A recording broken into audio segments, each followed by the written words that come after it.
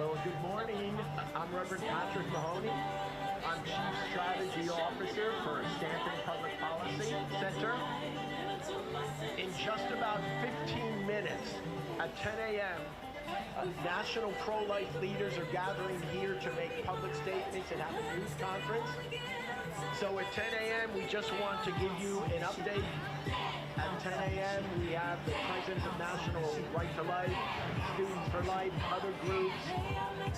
So at 10 a.m., about 3 or 4 minutes before we go ahead, we'll call you back. But at 10 a.m., we're having this news conference to comment on Idaho, the United States. So thank you so much.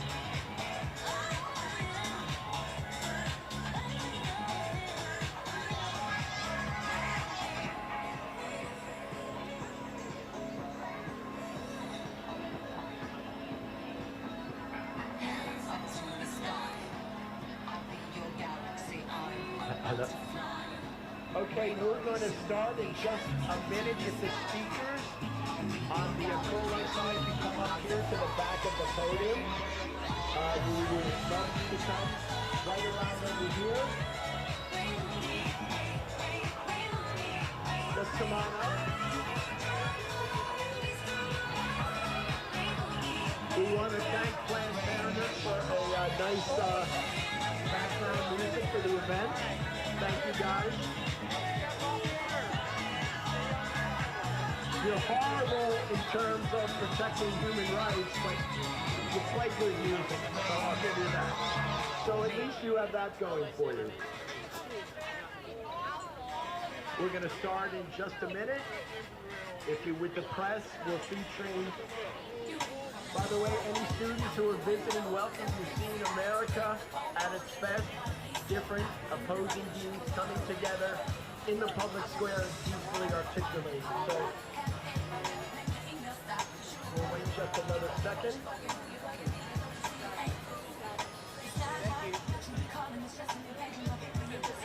Just a couple of things to the press. We will do stand-ups with different folks if you want to talk to them afterwards. And we'll mention a couple of times Brandy Swindell, who is the founder and CEO of Stanton Healthcare based in Idaho. And it was their clients and medical staff and professionals and advocates that brought the defense. She's in the court right now. When she's done, she'll be back out here to do an interview. Okay? To our speakers, just come introduce yourself and share. We're so honored to know that you are here. Okay, so we're going to begin right now.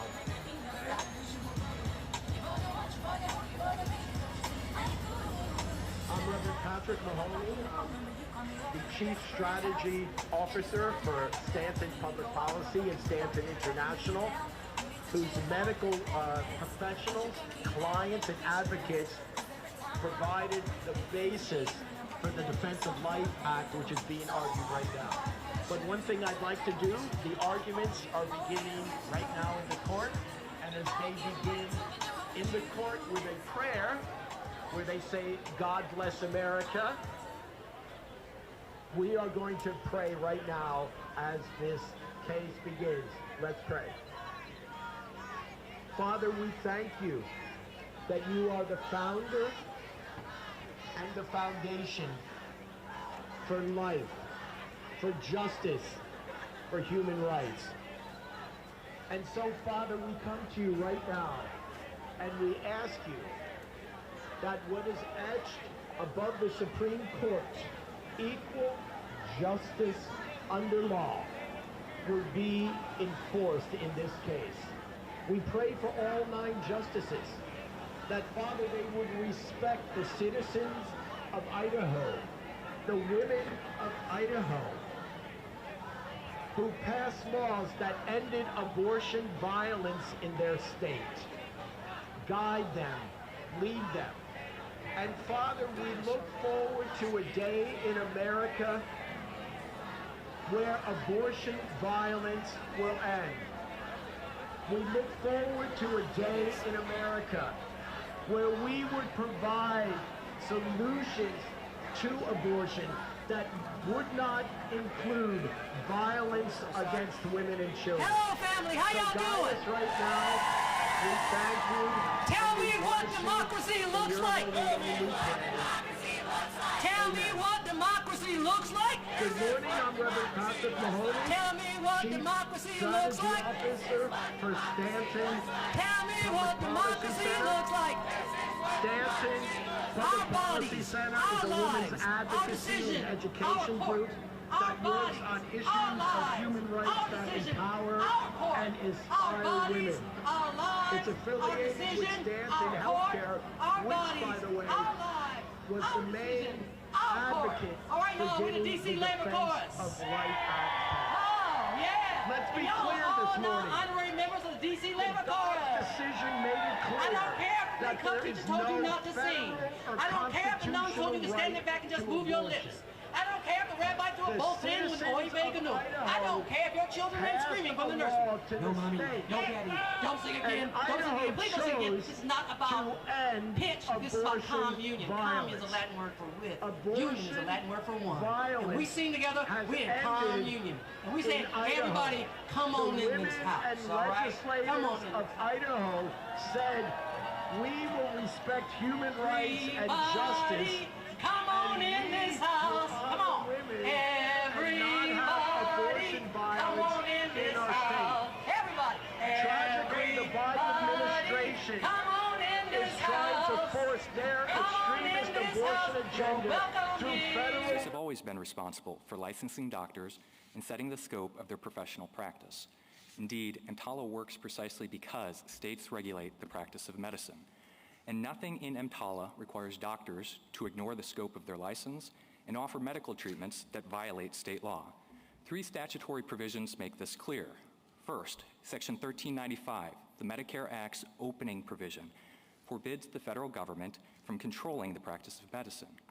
That's the role of state regulation.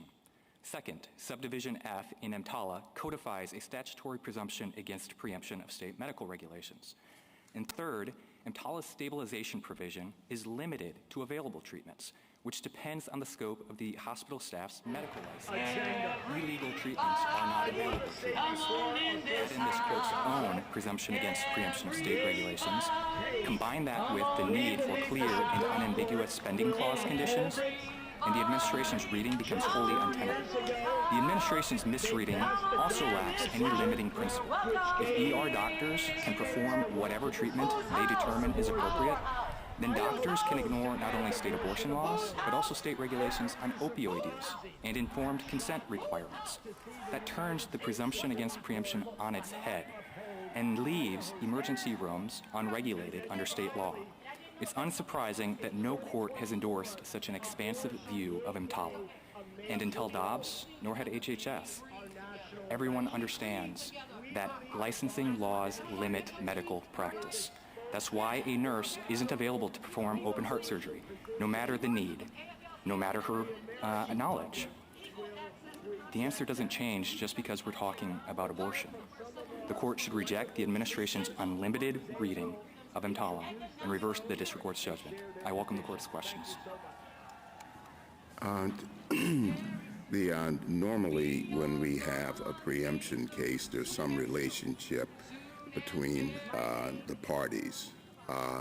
Is the state being regulated by the federal government under EMTALA, or is the state engaged in some sort of quasi-contractual relationship?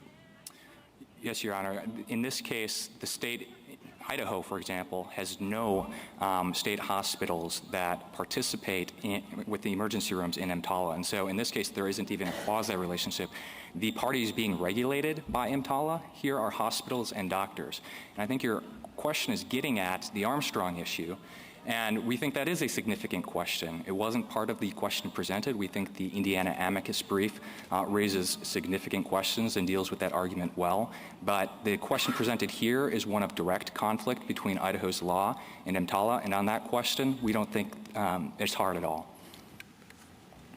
And Your Honors, going to that direct conflict, I think if you consider the express limitation within the statute of availability. Well, before we do that, can I just step back and get your understanding of the statute?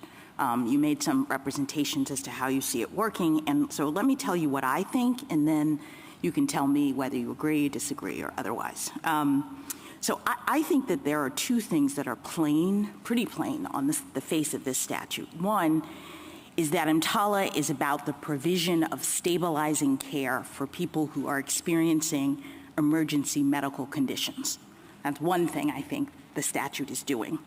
And I also think that it is operating to displace the prerogatives of hospitals or states or whomever with respect to that fairly narrow slice of the healthcare universe. This idea of emergency medical services is like one very minor part or small part of the sort of overall healthcare provision of healthcare. So what that means is that when a hospital wants to only provide stabilizing care in emergencies for people who can pay for it, for example, EMTALA says, no, I'm sorry, you have to stabilize anyone who's experiencing an emergency medical condition. Or when a hospital wants to provide stabilizing treatments to people who are experiencing only certain kinds of emergency conditions, EMTALA says, no, here's the list of conditions, and you have to provide stabilizing care for those people.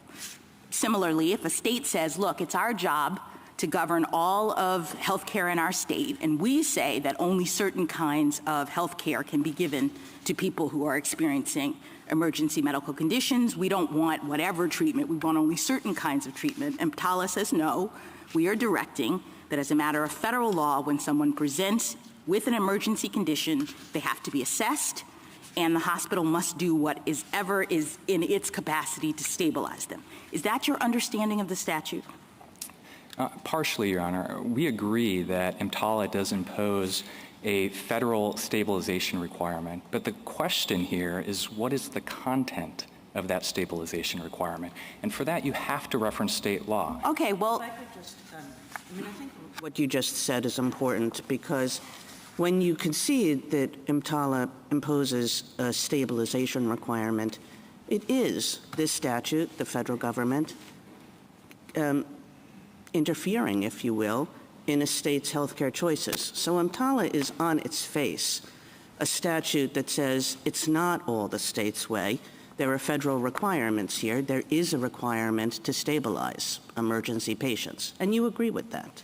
Yeah, Justice Kagan, we agree that EMTALA's purpose was narrow to bridge this gap that existed in some states. Okay, so I mean, we can just take off the table this idea that, you know, just because it's a state and it's health care, that the federal government has nothing to say about it. The federal government has plenty to say about it in this statute. Now, you're right. Now there's a question of what's the content of this stabilization requirement. And as far as I understood your opening remarks, you say, well, this is left to the states. But if I'm just looking at the statute tells you what the content of the stabilization requirement is. It's to provide such medical treatment as may be necessary to assure within reasonable probability that no material deterioration of the condition is likely to occur if the person were transferred or didn't get care. So it tells you very clearly it's an objective standard. It's basically, it's a standard that clearly has reference to accepted medical practice, not just whatever one doctor happens to think, but here's the content of the standard. You have to stabilize. What does that mean? It means to provide the treatment necessary to assure within reasonable medical probability that no material deterioration occurs.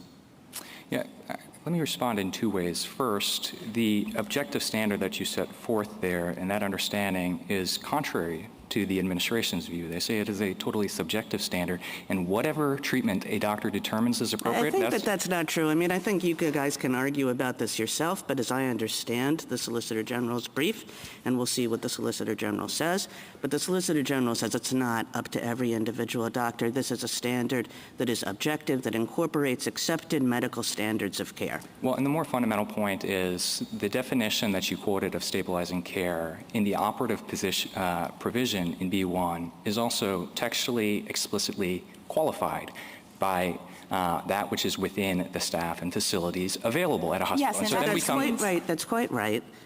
It says within the staff and facilities available at the hospital. And if you just look at that language, I mean, it's absolutely clear that that's not a reference to what state law involves. The staff and facilities available.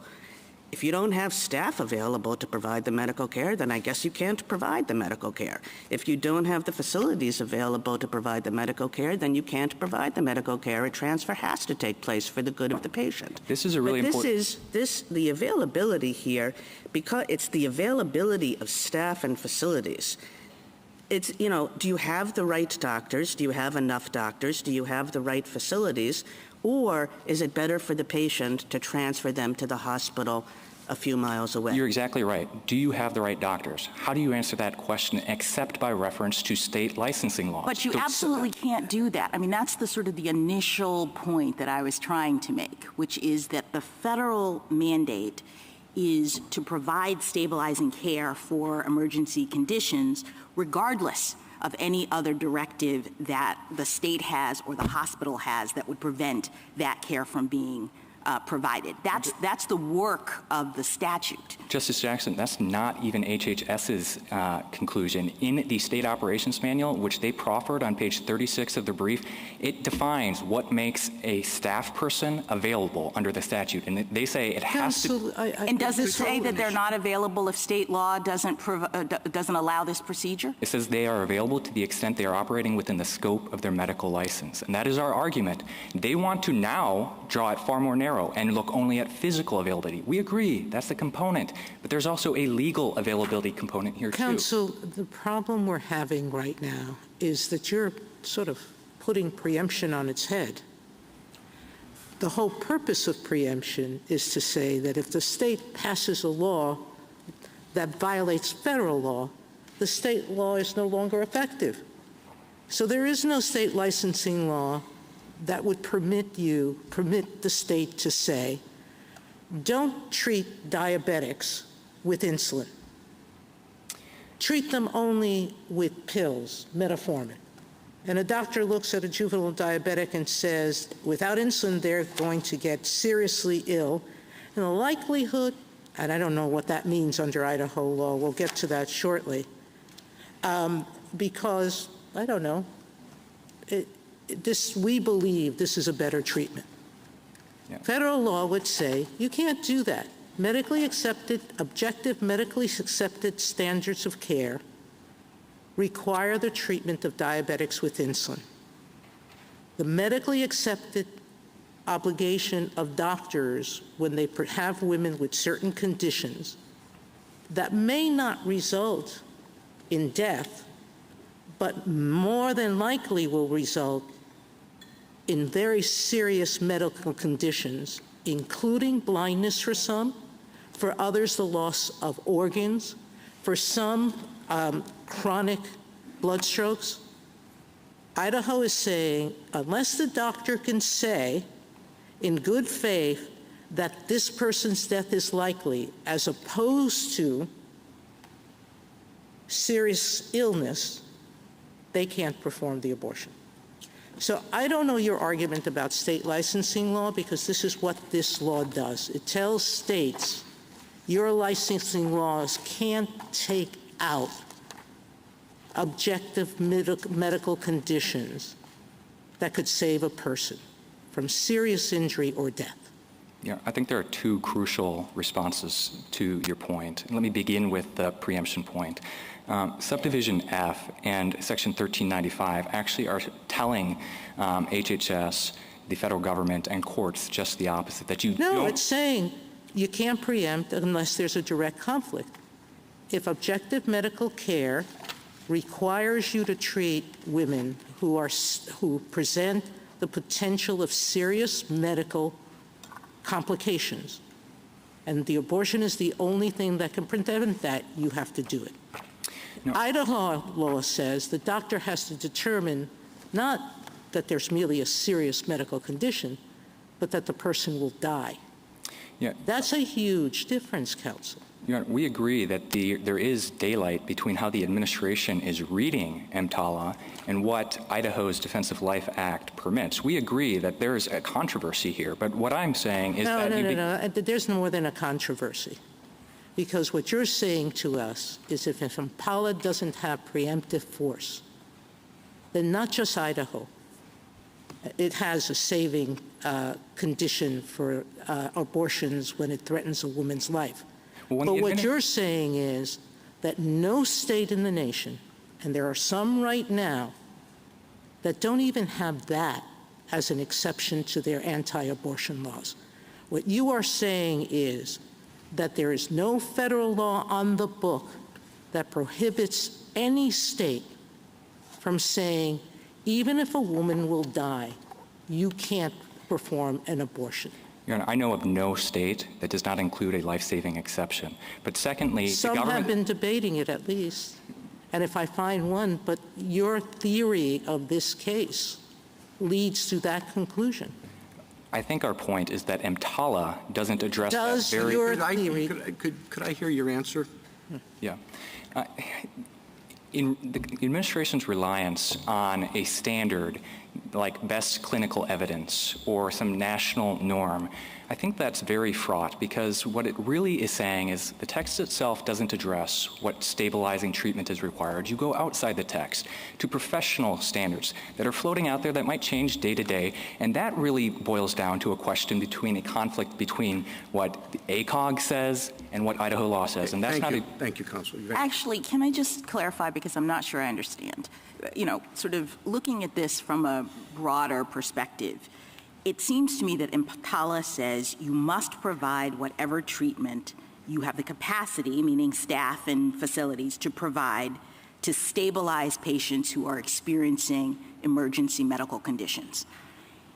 Idaho law seems to say you cannot provide that treatment unless doing so is necessary to prevent a patient's death to the extent the treatment involves abortion. Why is that not a direct conflict? You must in a certain situation, that's what the federal government is saying, and you cannot if it involves abortion, says Idaho. I think the nurse example really highlights the reason why. Because a nurse might be available. The nurse may even think she knows how to.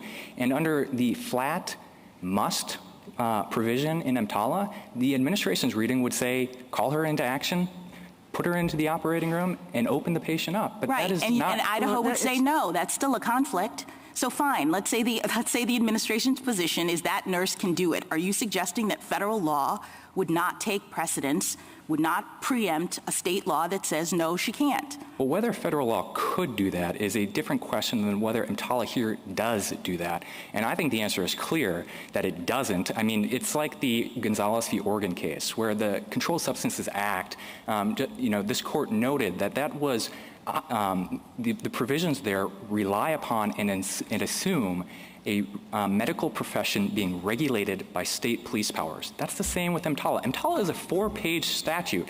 Congress didn't attempt to address the standards of care for every conceivable medical treatment. It definitely didn't address the standards of care. It did leave that to the medical community. It said, you know, Congress was not going to address every treatment for every condition. But it said you do what is needed to assure non-deterioration. So I guess the question here is, do you concede that with respect to certain medical conditions, an abortion is the standard of care? No, because the standard of care I should say, in Idaho, there's a life-saving exception for certain abortions, and that is the standard of care. And the standard of care is necessarily set and determined by state. Well, I think you have to concede that with respect to certain medical conditions, abortion is the standard of care because your own statute, as interpreted by your own courts, acknowledges that when a condition gets bad enough such that the woman's life is in peril, then the doctors are supposed to give abortions. And the reason that that's true is that with respect to certain rare but extremely obviously important conditions and circumstances, abortion is the accepted medical standard of care. Isn't that right?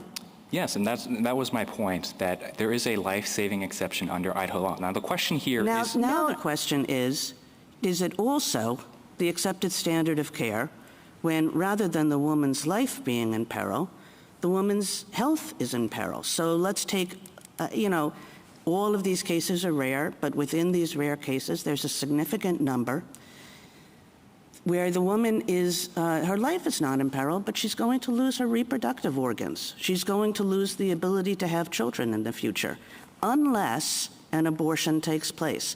Now, that's the category of cases in which EMTALA says, my gosh, of course the abortion is necessary to assure that no material deterioration occurs. And yet Idaho says, sorry, no abortion here. And the result is that these patients are now helicoptered out of state. Yeah. Your Honor, the hypothetical you raise is a very difficult situation. And these situations, nobody's arguing that they don't raise tough medical questions that implicate deeply theological and moral questions. And Idaho, like 22 other states, and even Congress and EMTALA, recognizes that there are two patients to consider in those circumstances. And the two-patient scenario is tough when you have these competing interests. That would be a good response if federal law did not take a position on what you characterize as a tough question. But federal law does take a position on that question. It says that you don't have to wait until the person is on the verge of death. If the woman is going to lose her reproductive organs, that's enough to trigger this duty on the part of the hospital to stabilize the patient. And the way to stabilize patients in these circumstances, all doctors agree. And Idaho law does not require that doctors wait until a patient is on the verge of death. There is no imminency requirement. There is no medical certainty requirement. I'm sorry, answer the following question, and these are hypotheticals that are true. Hold on one second, and you can tell me whether Idaho's exception, and we still go back to the point that even if Idaho law fully complies with the federal law, you have a pregnant woman who is early into her second trimester at 16 weeks, goes to the ER because she felt a gush of fluid leave her body. She was diagnosed with PPROM. The doctors believe that a medical intervention to terminate her pregnancy is needed to reduce the real medical possibility of experiencing sepsis and uncontrolled hemorrhage from the broken sac. This is a story of a real woman. She was discharged in Florida because the fetus still had fetal tones, and the hospital said she's not likely to die, but there are going to be serious medical complications. The doctors there refused to treat her because they couldn't say she would die. She was horrified, went home. The next day, she bled. She passed out, thankfully taken to the hospital. There, she received an abortion because she was about to die. What you are telling us, is that a case in which Idaho, the day before, would have said it's okay to have an abortion?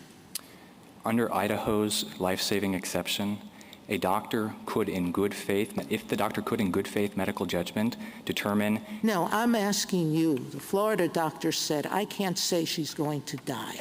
Yeah, and Your Honor, my point is if your doctor says, I can't with a medical certainty say she's going to die, but I do know she's going to bleed to death if we don't have an abortion, but she's not bleeding yet, so I'm not sure.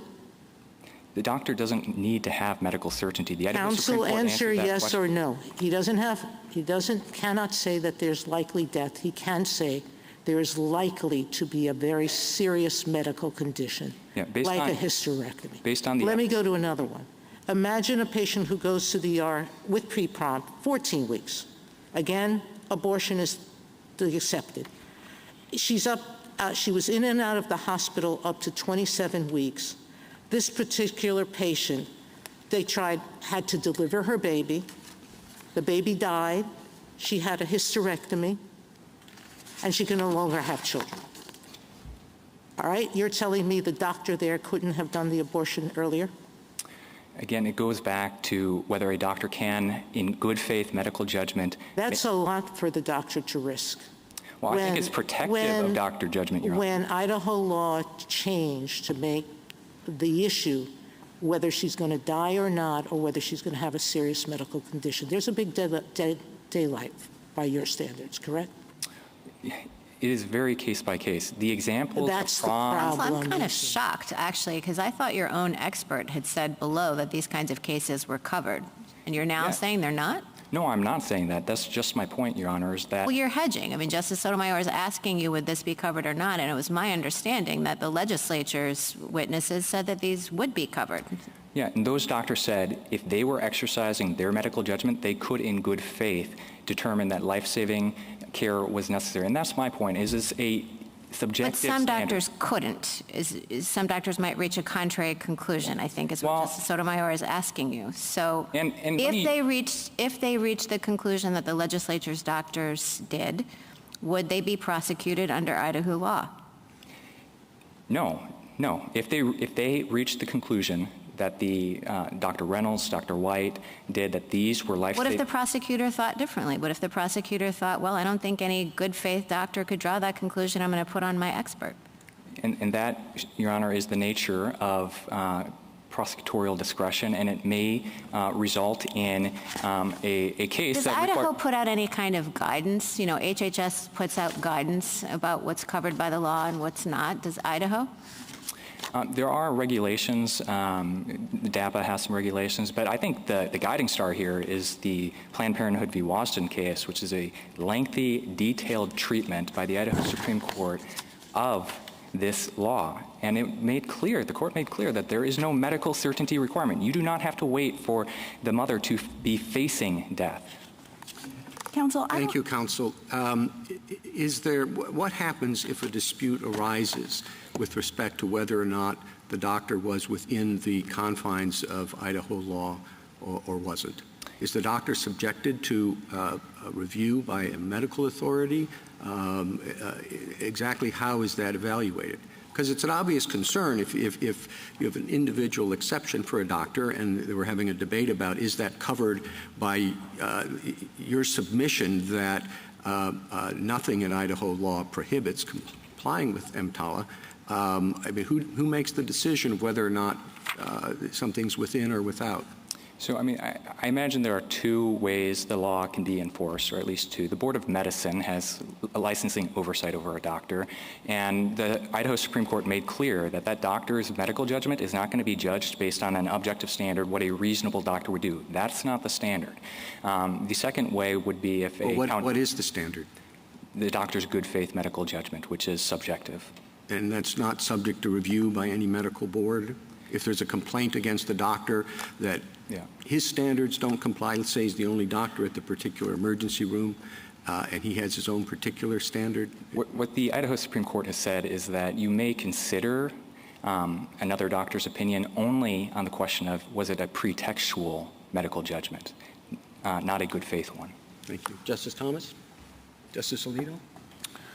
Well, I would think that the concept of good faith medical judgment must take into account some objective standards, but it would leave a certain amount of leeway for an individual doctor. That was how I interpreted what the state Supreme Court said. Now, you have been presented here today with very quick summaries of cases and asked to provide a snap judgment about what would be appropriate in those particular cases. And honestly, I think you've hardly been given an opportunity to answer some of the hypotheticals, but would you agree with me that if a medical doctor who is an expert in this field were asked, bang, bang, bang, what would you do in these particular circumstances, which I am now going to enumerate, the doctor would say, wait, this is not how I practice medicine. I need to know a lot more about the individual case. Would you agree with that? Absolutely. And ACOG has, in the case of Prom, for example, ACOG doesn't just knee-jerk say an abortion is the standard of care. ACOG itself says that expectant management is oftentimes the appropriate standard of care. And so these are difficult questions that turn on the facts that are on the ground between the doctor as he is assessing them with his medical judgment that he's bringing to bear, but is also necessarily constrained by Idaho law. Just like every other area of the practice of medicine, state law confines doctor judgment in some ways. Thank you. Justice Sotomayor? There is a difference between stabilizing a person who presents a serious medical condition requiring stabilization than a person who presents with a condition, quoting Idaho's words, where there is a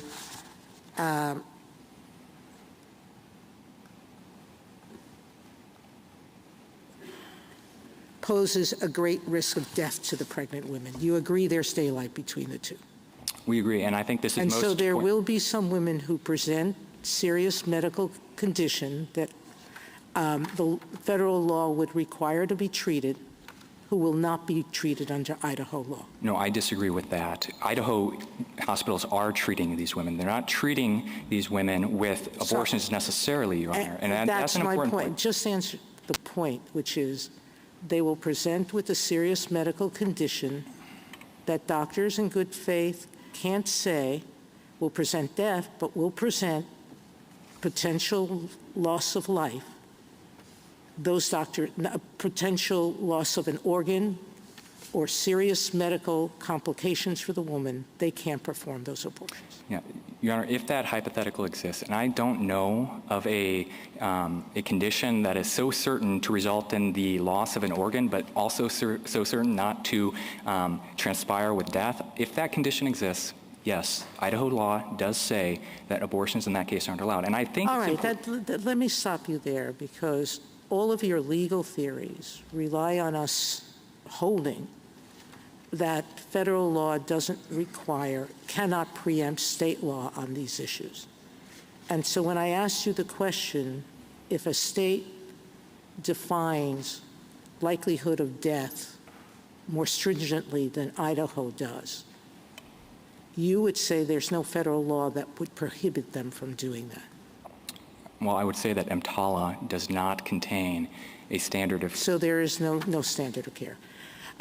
In your briefing, you made the SG's position here, and you almost argue that now, that their position that federal law requires stabilizing treatment and not equal treatment of patients, which was a position you took in your brief. You seem to have backed off from it here.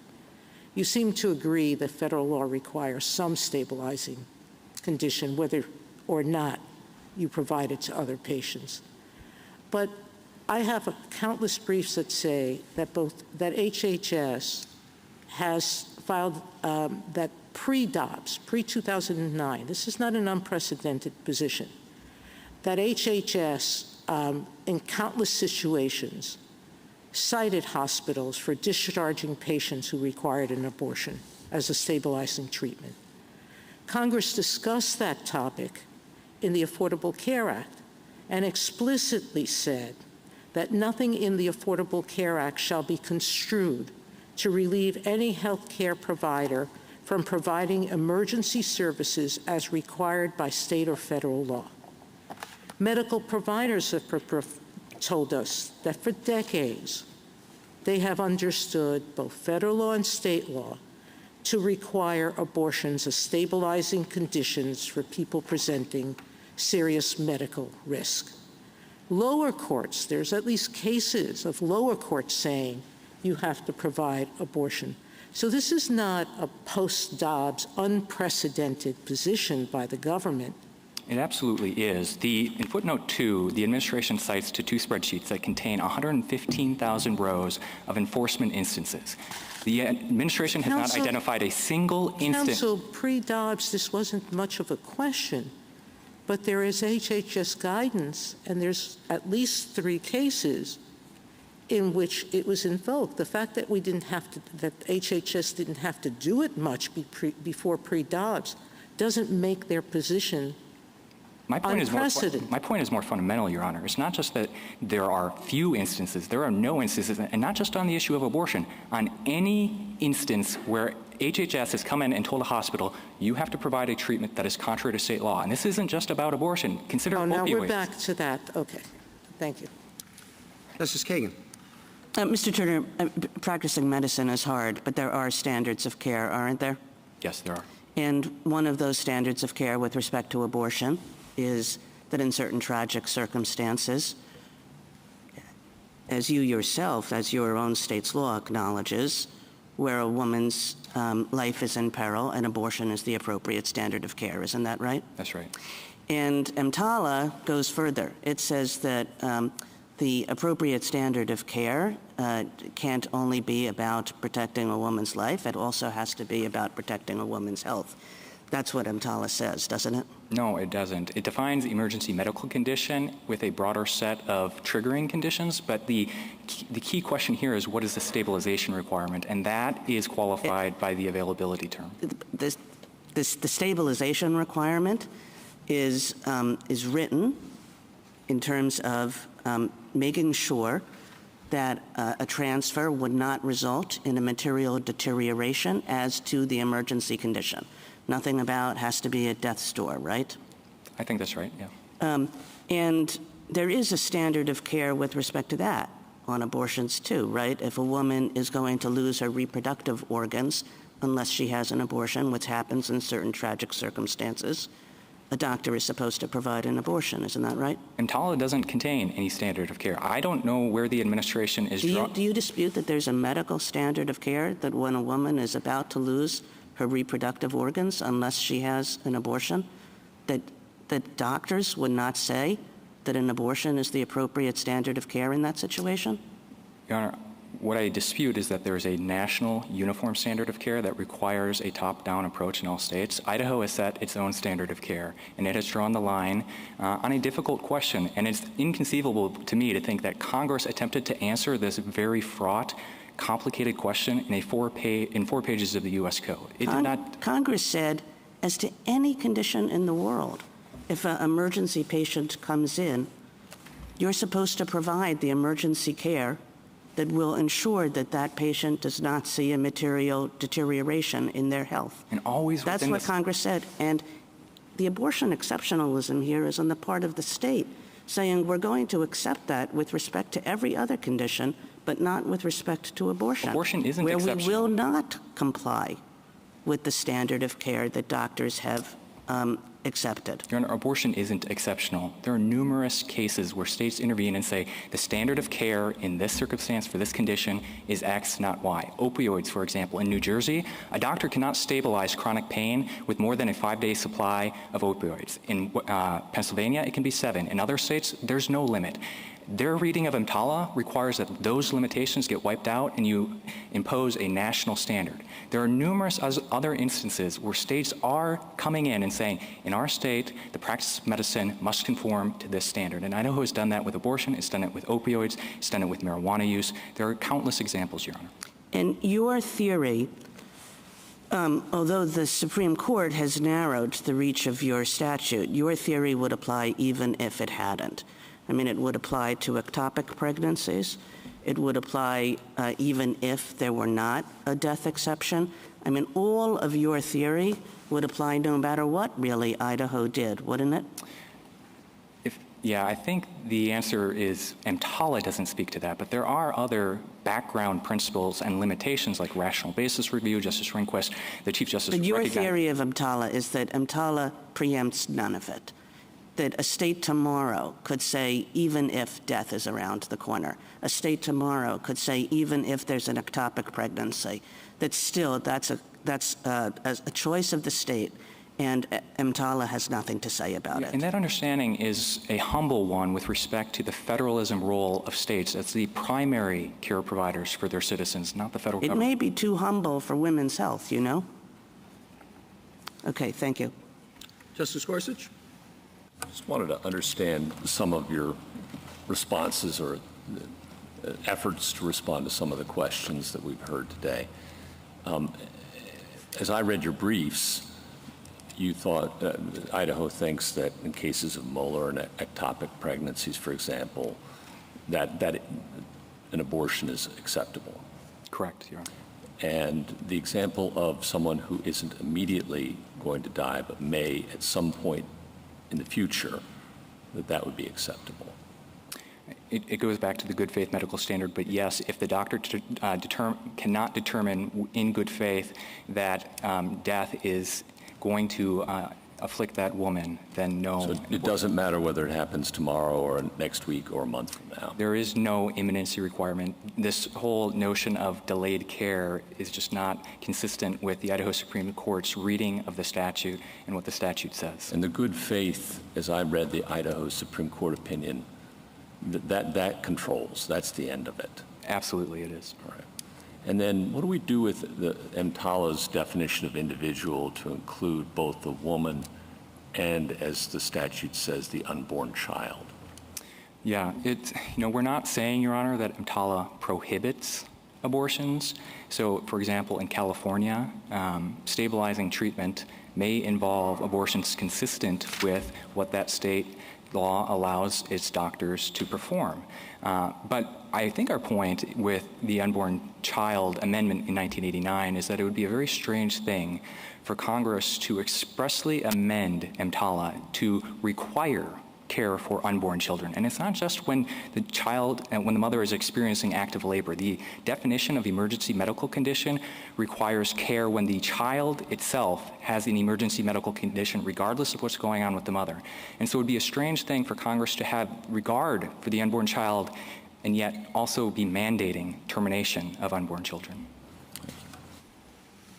Justice Kavanaugh? I just want to focus on the actual dispute as it exists now, today, between the government's view of EMTALA and Idaho law, because Idaho law has changed since the time of the district court's injunction, both with the Idaho Supreme Court and with a clarifying change by the Idaho legislature.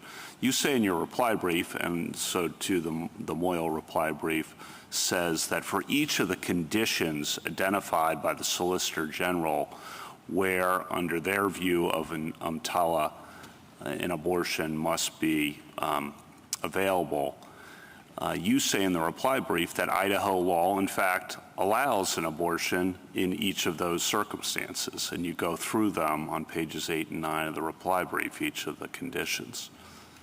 Is there any condition that you're aware of where the Solicitor General says EMTALA requires that an abortion be available in an emergency circumstance where Idaho law, as currently stated, does not?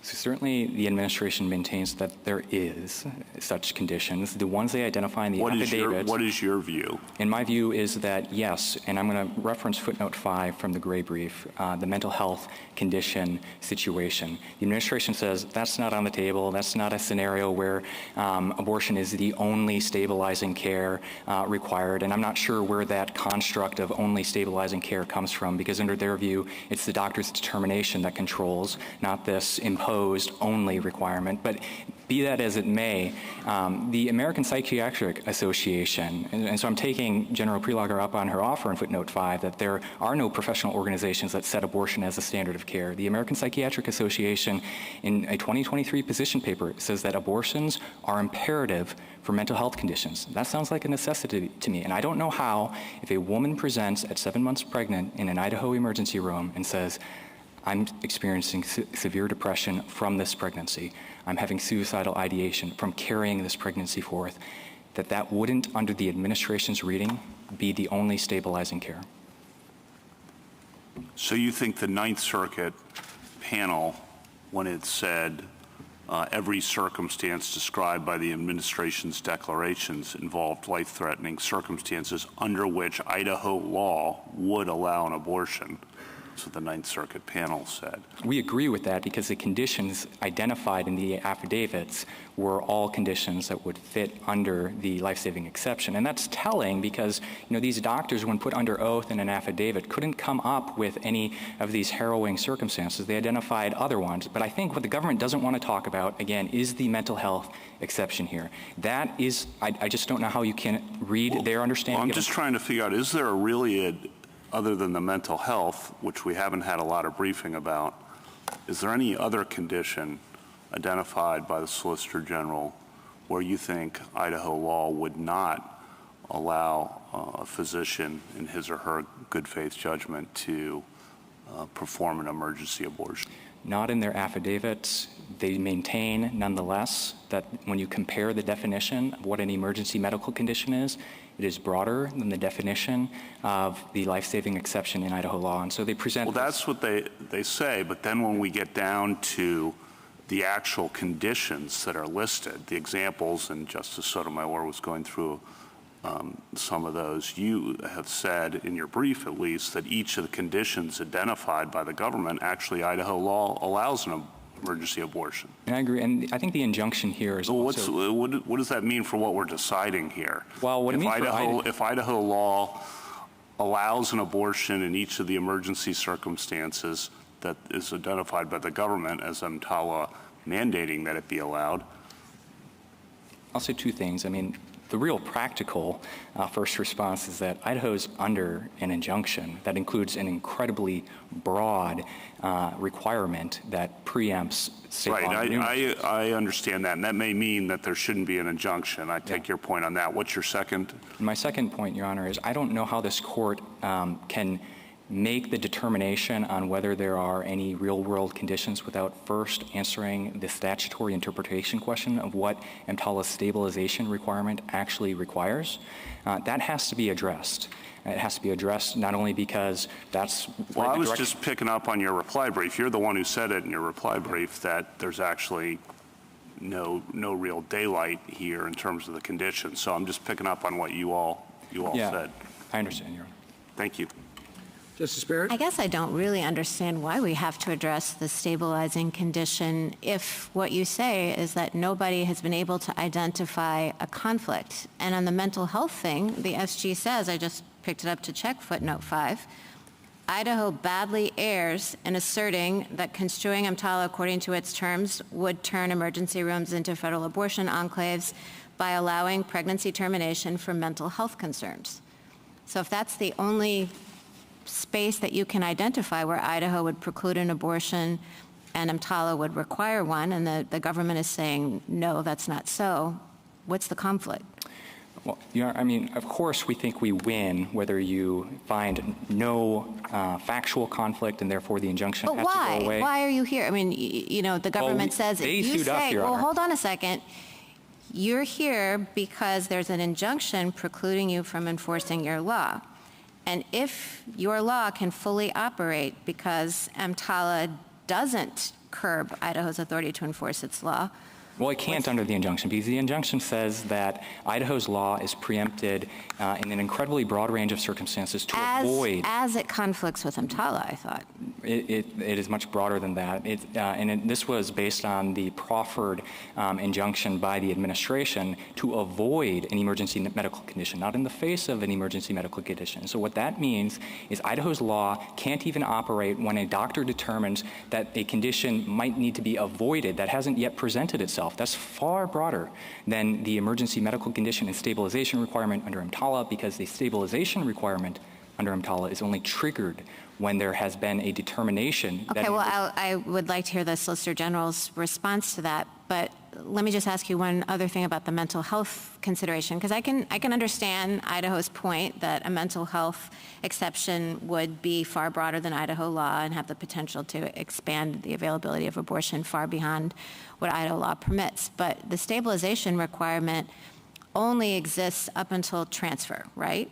Until transfer is possible. So it's hard for me to see how with a mental health condition that couldn't be stabilized before needing to transfer, right? At that point, the Idaho hospital could say, well, you're stable.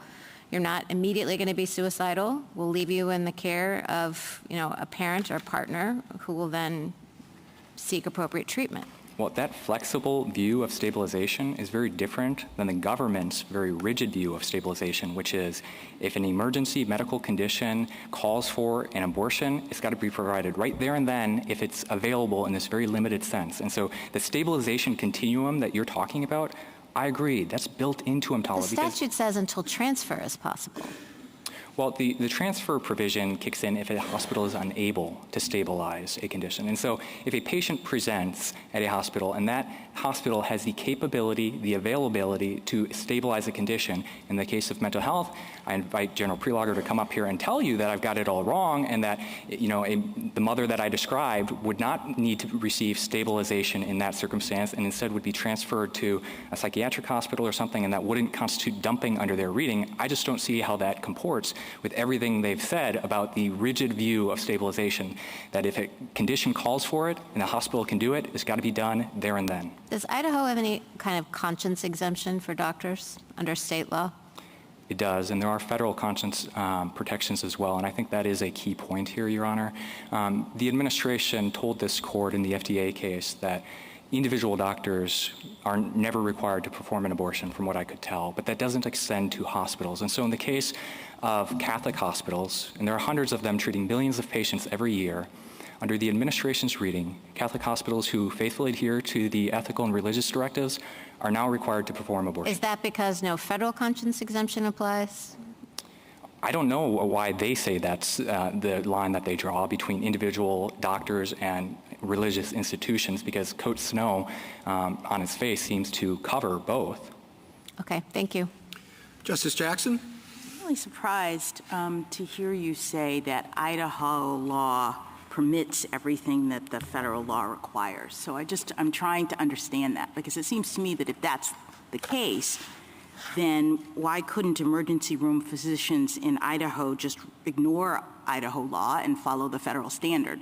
I mean, if the state is doing exactly what the federal law says is required, if it's okay by Idaho, then fine. We set Idaho aside, we do what the federal law says, and we all go home. Well, I mean, our reading, of course, is that there is no conflict, and so doctors aren't having to make this choice of, do I follow EMTALA or do I follow... So your representation on behalf of Idaho is that if an emergency room physician in Idaho follows EMTALA in terms of when an abortion is required to stabilize a patient, they will be complying with Idaho law such that there's going to be no prosecution and no problem. Yes, because they have to comply with Idaho law to comply with EMTALA. No. I'm asking you, if they comply with EMTALA, will they necessarily have satisfied the requirements of Idaho law? Because that's what you seem to say in response to Justice Kavanaugh and in response to Justice Barrett. So I just want to make clear if that's the position of the state. The scope of EMTALA stabilization requirement is necessarily determined by Idaho law in this case. So No, you're saying if they follow Idaho law, then they will be following EMTALA law. Well, I think it's both, Your Honor. No, it's not. I'd like for you to entertain the other possibility. You seem to be saying every situation in which the United States says, here's a stabilization situation that the United States would say the person has to have an abortion, the physicians would say we're following an EMTALA and abortion is required. I thought you said in response to Justice Kavanaugh, yes, Idaho law would also say that's a situation in which an abortion is allowed. If that's the case, then it seems to me there is no daylight, there's no conflict, as you said, but it's because Idaho law is in full compliance with what the federal law is saying. We're getting it wrong, you're saying. Like this death thing, that's not what we really mean. What we mean is whenever it's necessary to stabilize a patient who is experiencing deterioration as federal law requires. No, I think I understand the point that you're making. And the best way that I can think of it, Your Honor, is that EMTALA's stabilization requirement requires medical judgment to determine what is the appropriate stabilizing treatment, right? And how does a doctor exercise medical judgment? Well, his training, his experience, perhaps reference to professional standards of care that are national, but necessarily state law standards as well. How about, that's not just something you're sort of coming up with. I mean, as Justice Kagan said at the beginning, EMTALA tells the doctor how he's supposed to decide it in this particular circumstance, with reference to the medical standards of care concerning when a patient is deteriorating in an emergency condition situation. Yeah, so if that's the standard in EMTALA, are you representing that that is exactly what Idaho is saying, so that all the doctors need to do is follow EMTALA and they'll be fine under Idaho law? Well, of course we're saying that Idaho doctors need to comply with EMTALA. The question is, how do doctors comply with EMTALA? And Let me ask you another question. I think I understand your point. You're saying Idaho is actually, or could actually be requiring more, and the federal law has to make them or do what Idaho says. Well, and it's important that EMTALA itself, it codifies this presumption of a backdrop of state law. There are background principles here. All right, let me explore that with you for just a second. I had thought that this case was about preemption, and that the entirety of our preemption jurisprudence is the notion that the federal government in certain circumstances can make policy pronouncements that differ from what the state may want or what anybody else may want, and the Supremacy Clause says that what the federal government says takes precedent. So you've been saying over and over again, Idaho is, a state, and we have healthcare policy choices, and we've set a standard of care in this situation. All that's true. But the question is, to what extent can the federal government say, no, in this situation, our standard is going to apply? That's what the government is saying. And I don't understand how consistent with our preemption jurisprudence you can be saying otherwise. Yeah, and if I could put a finer point on it, I don't think the question is necessarily what can Congress do, but what did Congress do here with EMTALA? All right, so what did it do here? Yeah, it opened the Medicare Act by saying the federal government shall not control the practice of medicine. And then in EMTALA itself, it says state laws are not preempted. And then when you get to... State laws are not preempted to the extent, or only preempted to the extent of a direct conflict. Of a direct conflict. And so now we are identifying a direct conflict. So why is preemption not working there? And whether there's a direct conflict based on this court's longstanding precedent includes clear statement canons that we think we win on the text. Let me be very clear. The text to us is very clear. It's an easy question, but the government's got to overcome a lot of other hurdles. I hear you saying two things. There's not a direct conflict because everything the federal government requires, we allow, which the amici physicians for human rights who've looked at Idaho's law and says it prevents a lot of things in circumstances in which the federal government would require them. They disagree with you on the facts, but anyway, you say no conflict because we actually are doing exactly what, or allowing exactly what the federal government allows. And you say no conflict because the federal government in this situation wanted states to be able to set the standards. And I guess I don't understand how that's even conceivable given this standard, given this statute that is coming in to displace state prerogatives. And if I can't convince you on the second, let me add a third. Yes, please. And they're the clear statement canon. So the spending clause condition nature of this requires Congress to speak clearly and unequivocally that it is imposing a abortion mandate. That's not here in the statute. And secondly, but this doesn't court's that make presumption. abortion different? I mean, what do you mean? They say provide whatever is necessary to stabilize. So you're saying they'd have to say provide whatever is necessary, including abortion? That's the only way that is taken account of here? No, what I'm saying is when we go and look at the phrase available and what it means, the administration is saying, well, they're adding this tag that says consistent with state law. And we're saying, no, under the clear statement canon is the presumption against preemption. What Congress would need to do if it wanted to preempt this very traditional area of state law is to put a tag regardless of state law. And that is missing. Thank you. Thank you, counsel.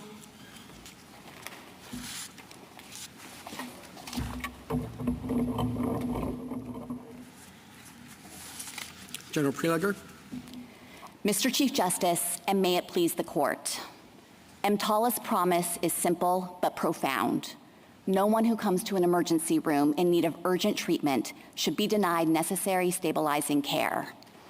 This case is about how that guarantee applies to pregnant women in medical crisis.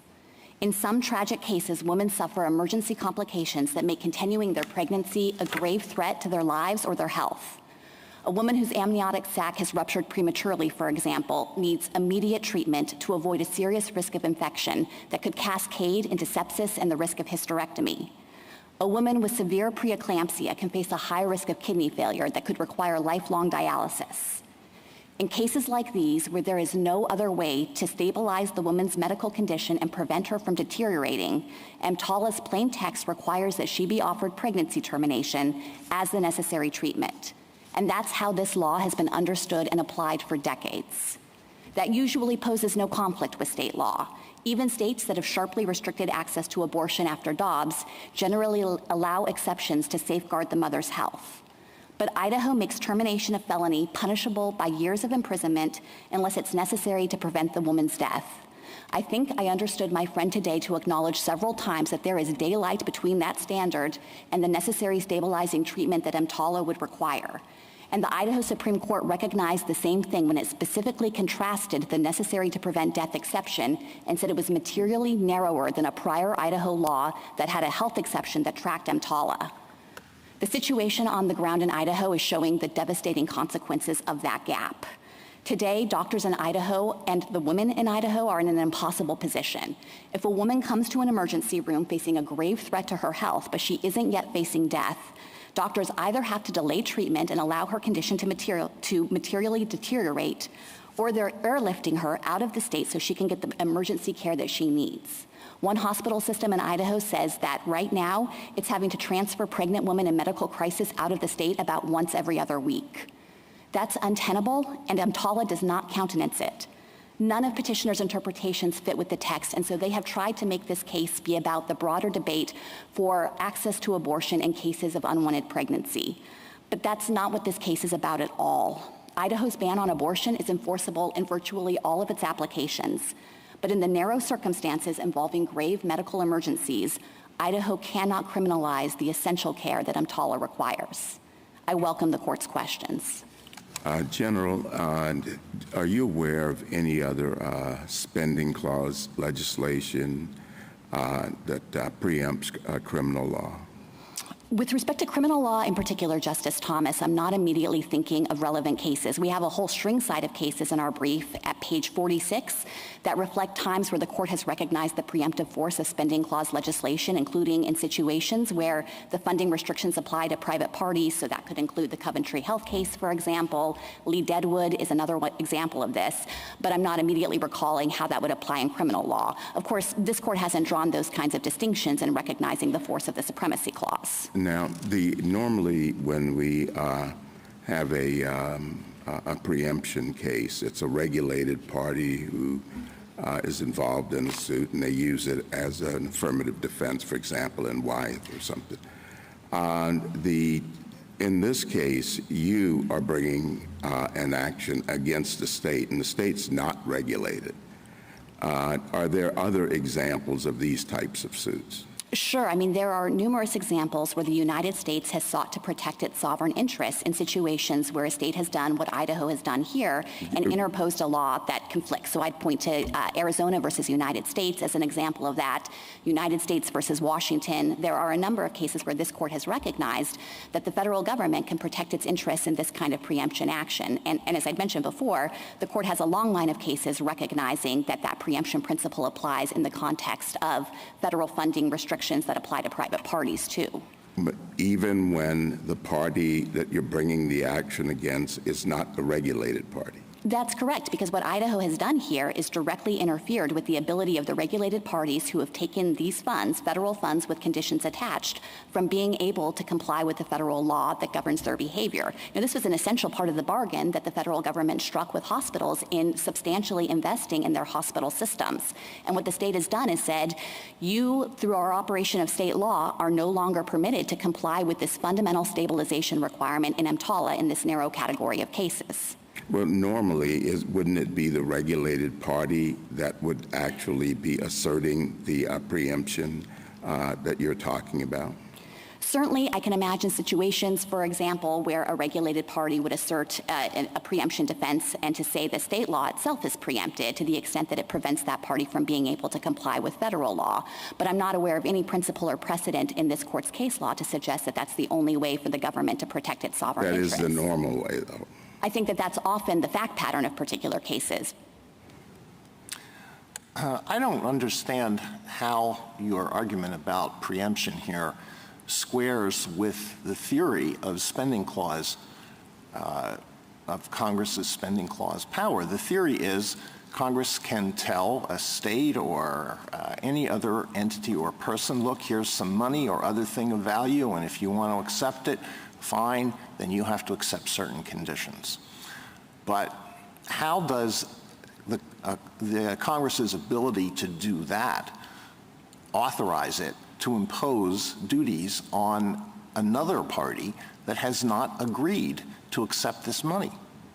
There are no duties being imposed on Idaho here. It's not required to provide emergency stabilizing treatment itself. The duties are well, all right, not duties. How can you impose restrictions on what Idaho can criminalize simply because hospitals in Idaho have chosen to participate in Medicare? I don't understand how this squares with the whole theory of the spending clause.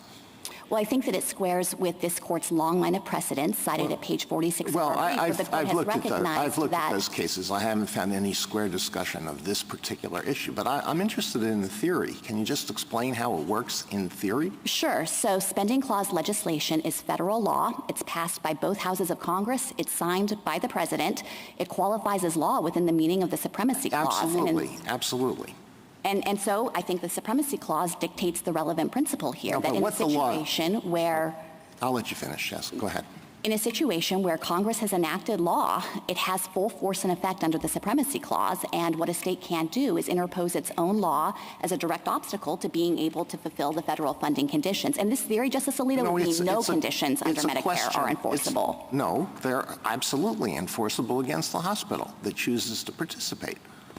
Well, I guess the argument then would be that if a hospital is instead bound by the state law and the state law gets to control, it would mean that hospitals couldn't participate in Medicare at all. And that's not the argument that the state's making here. What it wants is for its hospitals to be able to accept Medicare funding, but not have to face the restrictions that are attached to those funds as an essential part of the bargain. And there is no precedent to support that outcome. Well, I just don't think, I don't understand how the theory works. But let me move on to something else. I'm going to try to restate your general theory, and I want you to tell me if this is right. I think your argument is if a woman goes to an emergency room and she has a condition that requires an abortion in order to eliminate, quote unquote, serious jeopardy to her, quote unquote, health, the hospital must perform the abortion or transfer the woman to another hospital where that can be done. Is that a fair statement of your argument? So it includes not just serious jeopardy to her health, but obviously also serious dysfunction of her bodily organs or serious impairment of a bodily function. And the other caveat I would make is that it would require pregnancy termination only in a circumstance where that's the only possible way to stabilize her and prevent that cascade of health consequences. Does this apply at any point in pregnancy? So the pregnancy complications that we have focused on generally occur in early pregnancy, often before the point of viability. There can be complications that happen after viability, but there the standard of care is to deliver the baby if you need the pregnancy to end because it's causing these severe health consequences for the mom. Well, what if it occurs at a point where delivering the baby is not an option? You're out of the third trimester, but it's really not an option to deliver the baby. You said that you're in the third trimester? No, I'm sorry, out of the first trimester. So if you're contemplating a situation where delivery is not an option, then I think in that circumstance, if the only way to prevent grave risk to the woman's health or life is for the pregnancy to end and termination is the only option, then yes, that's the required care that EMTALA has through its stabilization mandate. But critically, in many of these cases, the very same pregnancy complication means the fetus can't survive regardless. I understand that. There's not going to be any way to sustain that pregnancy.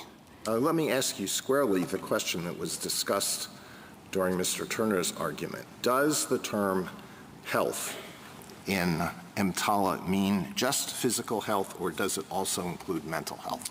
There can be grave mental health emergencies, but EMTALA could never require pregnancy termination as the stabilizing care. Why? And here's why. It's because that wouldn't do anything to address the underlying brain chemistry issue that's causing the mental health emergency in the first place. This is not about mental health generally. This is about treatment by ER doctors in an emergency room. And when a woman comes in with some grave mental health emergency, if she happens to be pregnant, it would be incredibly unethical to terminate her pregnancy. She might not be in a position to give any informed consent. Instead, the way you treat mental health emergency is to address what's happening in the brain. If you're having a psychotic episode, you administer antipsychotics. Well, I really want a simple, clear-cut answer to this question so that going forward, everybody will know what the federal government's position is. Does health mean only physical health, or does it also include mental health? With respect to what qualifies as an emergency medical condition, it can include grave mental health emergencies, but let me be very clear about our position. That could never lead to pregnancy termination because that is not the accepted standard of practice to treat any mental health emergency. Does the term serious jeopardy in E11 little I mean an immediate serious risk, or may a risk of serious consequences at some future point suffice? The standards is defined in terms of whether you need immediate medical treatment. And so the relevant question is, in the absence of immediate medical treatment, are you going to have this serious jeopardy to your health, dysfunction of your organs? Will your bodily system start shutting down? So it is pegged to the urgency of acute care in an emergency room. So it has to be immediate. The relevant standard under the statute is phrased in terms of whether these consequences will occur without immediate treatment. Yes, so it's focused on the interaction between having some kind of urgent health crisis that takes you to an emergency room in the first place, and then how proximate these consequences are likely to be. Well, there are two different things there. Whether the woman is in immediate jeopardy, or whether the woman needs immediate care in order to eliminate jeopardy at a later point. So I understand your answer to be that the woman need not be in immediate jeopardy, but if she doesn't get care right away, jeopardy at some future point may suffice. So the statutory standard itself is focused on immediate health risks. It's looking at the possibility that if the woman doesn't get treatment then and there, what will happen, what will reasonably be expected to occur is that her organs could start shutting down, or she might lose her fertility or have other serious health consequences. It is focused on this temporal link between the immediate need for treatment, which is, I think, reflective of the fact that Congress was narrowly focused on this emergency acute medical situation. Do the terms impairment to bodily functions or serious dysfunction of any bodily organ or part refer only to permanent impairment or dysfunction? Does it also refer to temporary impairment or dysfunction? I think it can also refer to temporary impairment, but I'm not sure that it's easy to parse the two. For example, a lot of times a pregnant woman in distress, she might start suffering liver damage or kidney malfunction, and you don't know ex ante whether that's going to be permanent or not. The instruction that Congress gave in EMTALA is you need to stabilize to guard against those very serious health risks. General, I'd like to, just understand kind of the scope of your argument here on the supremacy clause and how it operates in your mind. Putting aside this case, could the federal government condition the receipt of funds on hospitals that they comply with medical ethics rules provided for by the federal government, a medical malpractice regime, and a medical licensing regime, such that effectively all state medical malpractice laws, all state medical licensing laws would be preempted. And you're imagining that this is regulatory action, or that Congress has passed a statute creating kind of a federal malpractice regime? You call it. I mean, I think I have a broad view of Congress's authority to enact statutes, and so what I'd want to assess in that situation is, whether Congress is acting pursuant to one of its enumerated powers. Spending clause. It was all spending clause. Yeah. So I think that very likely Congress could make those kinds of judgments and attach conditions to the receipt of federal funds. And in Medicare, there are substantial conditions. All hospitals in the state and effectively transforms the regulation of medicine into a federal function. There might be a point at which this court thinks that it's really encroaching on the state's prerogatives in ways that are inconsistent with our constitutional structure, but I don't think we're anywhere close to that in this case. But do you see any bounds just in principle? I think the bounds, would have to come from this court's case law concerning federalism principles. The court has said in cases like Gonzalez versus Oregon that, of course, the federal government has authority to comprehensively regulate on health and safety, including with respect to medical care, and so I don't think that there's any principle of exclusive governance of this area by the state. But obviously, I'm sure you could construct hypotheticals that really seem to be the federal government entirely taking over a state function, and maybe that would be subject to a different principle. Yeah. EMTALA and Medicare allow the federal government to enforce the EMTALA dictate through civil monetary penalties? That's correct, yes. And also you can terminate the Medicare agreements if a hospital violates EMTALA, in your view? Yes, generally the hospital is given the opportunity to come into compliance and to develop a plan to ensure that there won't be future EMTALA violations. It would obviously be an extreme sanction to terminate Medicare funding, but that is a possibility. And there's also a private right of action for EMTALA violations that have the possibility of equitable relief as well. Yes, certainly monetary relief and possibly equitable relief as well. In this case, you brought an equitable cause of action. You didn't cite any statute to enforce EMTALA. And one of the rules in equity, traditionally at least, is that you don't get an equitable relief if there's an adequate remedy at law. And as we just discussed, there's a pretty reticulated statute here. Seminole Tribe says when you have a reticulated statute and lots of remedial options, you don't get equitable relief. Thoughts? So let me say at the outset that the United States has long been recognized to have an action in equity, an inherent action in equity, to appeal to the courts of this nation to protect its sovereign interests. It's and sovereign, that's been reflected in things like interests. You mentioned Washington and you mentioned Arizona versus the United States is another example of that. Arizona was, sorry to interrupt, but Arizona was an immigration case and the border, and Washington was an attempt by a state to impose its worker compensation laws on the federal government in a way different from others. I take those points, and equity is all about proprietary interests and things like that. Do we have that here? Well, I think that the court, it's not, I want to make sure to make clear that there are a long line of cases that stand for this principle, including cases that have addressed it directly, like In re Debs, Wyandotte. Do you really want to rely on Debs, General? I mean, that wasn't exactly our brightest moment. I do think, though, that it reflects the history and tradition of this nation in recognizing that it's entirely appropriate for the United States to seek to protect its interests in this manner. And let me say, Justice Gorsuch, this is a really important issue to the United States. It wasn't pressed below. It wasn't passed upon. We haven't briefed it at all. It's not jurisdictional. I'm just trying to understand where it comes from. What is the proprietary interest here? It seems to me it's your money and how it's being spent, and Congress has given you lots of tools. I think it also comes from the recognition under obstacle preemption principles that there are important functions to be served by having the Medicare program in place, and Idaho has directly interfered with the ability of hospitals to accept these federal funds when they stand willing and able to comply with EMTALA's mandates and fulfill Congress's desire here to make sure that no matter where you are in this country, if you have an urgent medical need and you go to an ER, you can be stabilized. Thank you. General, Counsel, your friend on the other side said that your position would require religiously affiliated hospitals with emergency rooms to perform abortions. Was he right? No, my friend was wrong. There are federal conscience protections that apply at the entity level to hospitals as well. The key provisions are in the Weldon Amendment and also Coate Snow, although that depends on the residency program of a particular hospital. Now, HHS said in a 2008 rulemaking on conscience protections that it had never come across a hospital that had a blanket objection to providing life-preserving and health-preserving pregnancy termination care. But if a hospital had that kind of objection, and HHS recently informed me they still have not come across that hospital, that would be honored vis-a-vis HHS's enforcement ability. You said that applies at the entity level. Can individual doctors in the emergency room, do they have a conscience exemption? Oh, yes. They're protected under the church amendments principally, and our position is that EMTALA does not override either set of conscience protections. So if an individual doctor has a conscience objection to providing pregnancy termination, EMTALA itself imposes obligations at the entity level, and the hospital should have plans in place to honor the individual doctor's conscience objection while ensuring appropriate staffing for emergency care. Does that mean that there must be somebody in the emergency room that can provide an abortion? What if there are 2 doctors, 3 doctors, and they all have a conscience exemption?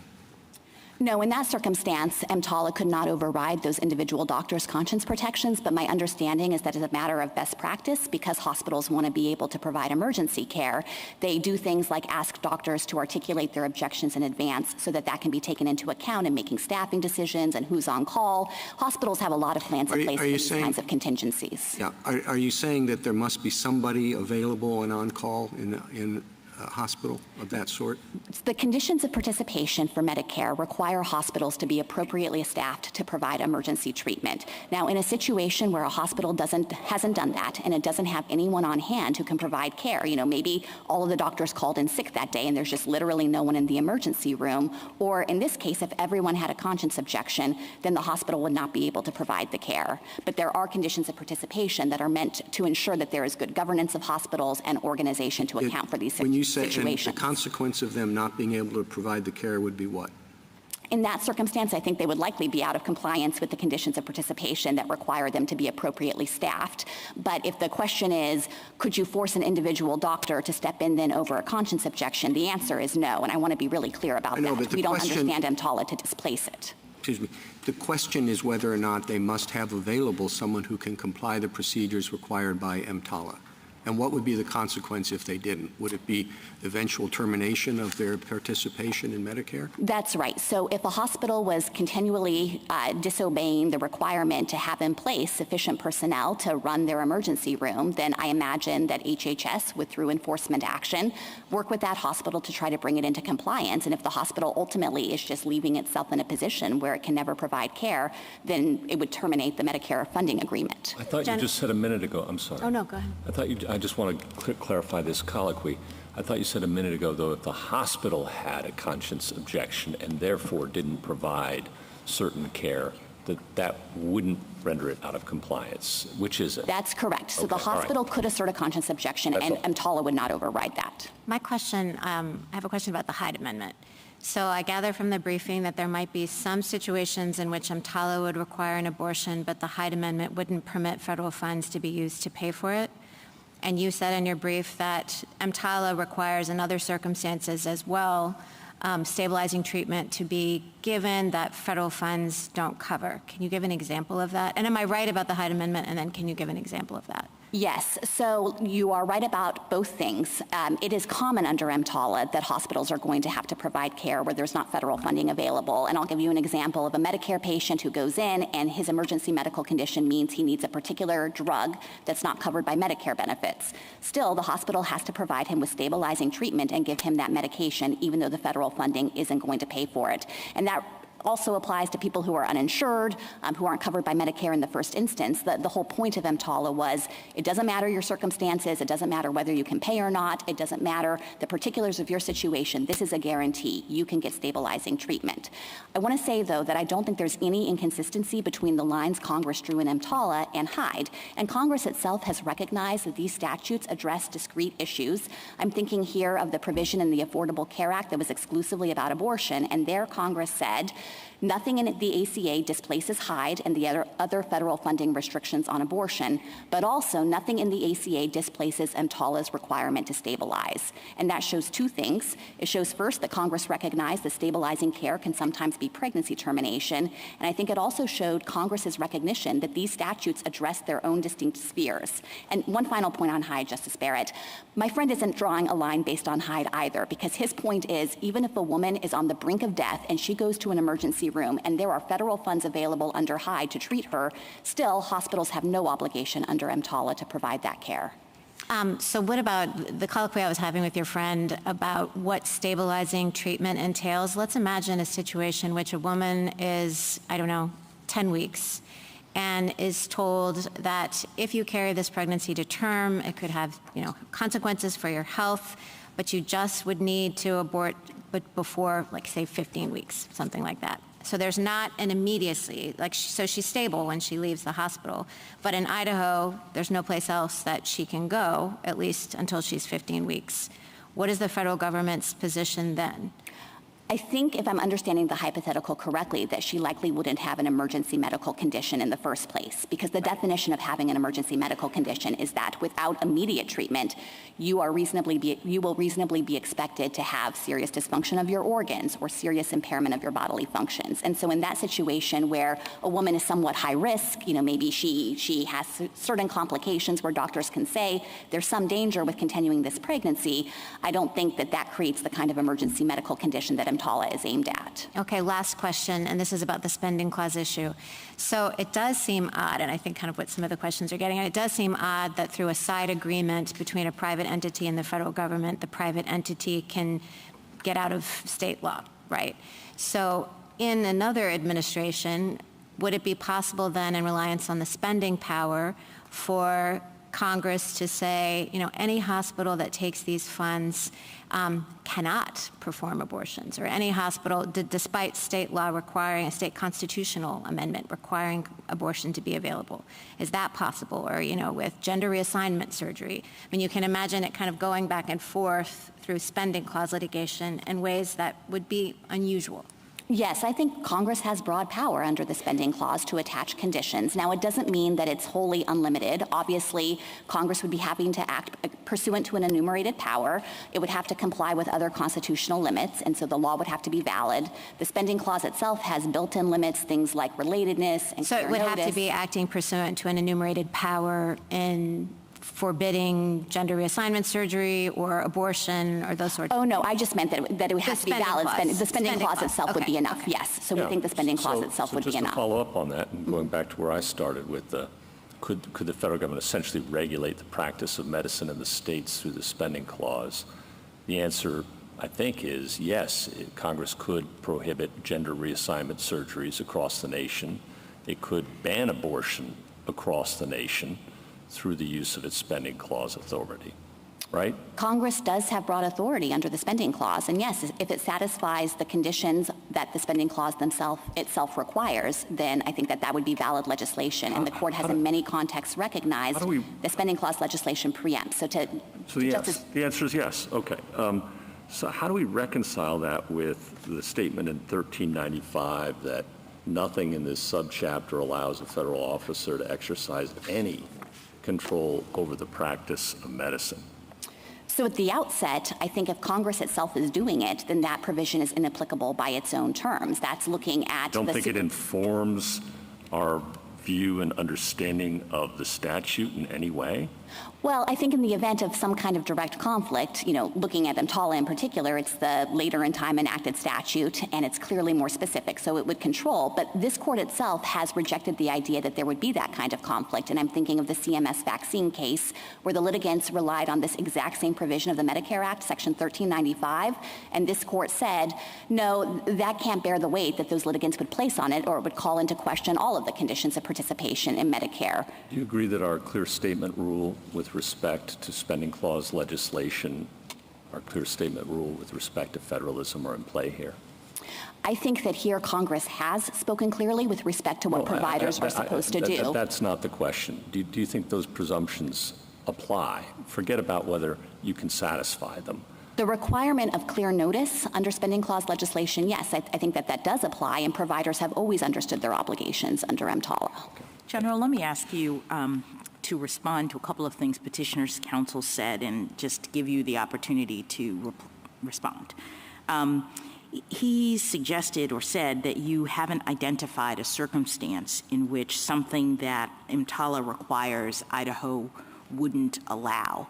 And I didn't get a chance to ask him, but I took him to sort of mean that the way that Idaho's statute operates, it basically allows for a doctor to say, well, in my view, this health-threatening circumstance could eventually lead to death, and so I'm going to do it. So to the extent that doctors are still able to do that, I guess he's saying there's no preemption. But is it true that there really isn't in operation a difference between the EMTALA and what Idaho has required here? No, that is gravely mistaken on 3 levels. It's inconsistent with the actual text of the Idaho law, it's inconsistent with medical reality, and it's inconsistent with what's happening on the ground. And this is a really important point, so let me try to unpack this. On the text itself, Idaho's law only allows termination if it's necessary to prevent death, and that is textually very narrow compared to what EMTALA requires, with the category of harm to begin with. In Idaho, doctors have to shut their eyes to everything except death, whereas under EMTALA, you're supposed to be thinking about things like, is she about to lose her fertility? Is her uterus going to become incredibly scarred because of the bleeding? Is she about to undergo the possibility of kidney failure? So I think that is one critical distinction. The other critical textual distinction is the idea of necessity. Under Idaho law, you have to conclude that death will necessarily result, which is also materially different, and the Idaho Supreme Court specifically recognized it. Second, with respect to the actual medical reality here, there are numerous conditions that we are worried about where a doctor's immediate concern is not death. That's a far more remote possibility. They're thinking about the health circumstances that EMTALA guards against. And let me give you 2 examples. The first is PPROM, premature rupture of the membranes. We have declarations at 594 that explain this in detail, and also at JA 615 to 617. What the doctors explain there, this is Dr. Fleischer and Dr. Cooper, is a woman comes in with PPROM, her sac is ruptured, there's no chance the fetus is going to be able to survive, but at that point she doesn't have active signs of infection, and so until she deteriorates, you can't think she's close to death. What you're worried about is she will become infected, she might develop sepsis, she might have these dramatic consequences for her future, but it's not about death. So I think that is one example where you can't do it. And then finally, just the actual practice on the ground.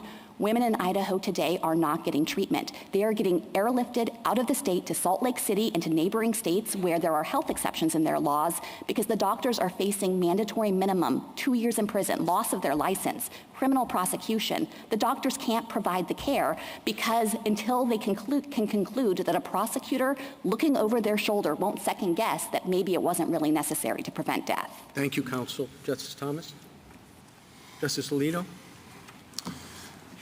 We've now heard, let's see, an hour and a half of argument on this case, and one potentially very important phrase in EMTALA has hardly been mentioned. Maybe it hasn't even been mentioned at all, and that is EMTALA's reference to the woman's quote-unquote unborn child. Isn't that an odd phrase to put in a statute that imposes a mandate to perform abortions? Have you ever seen an abortion statute that uses the phrase unborn child?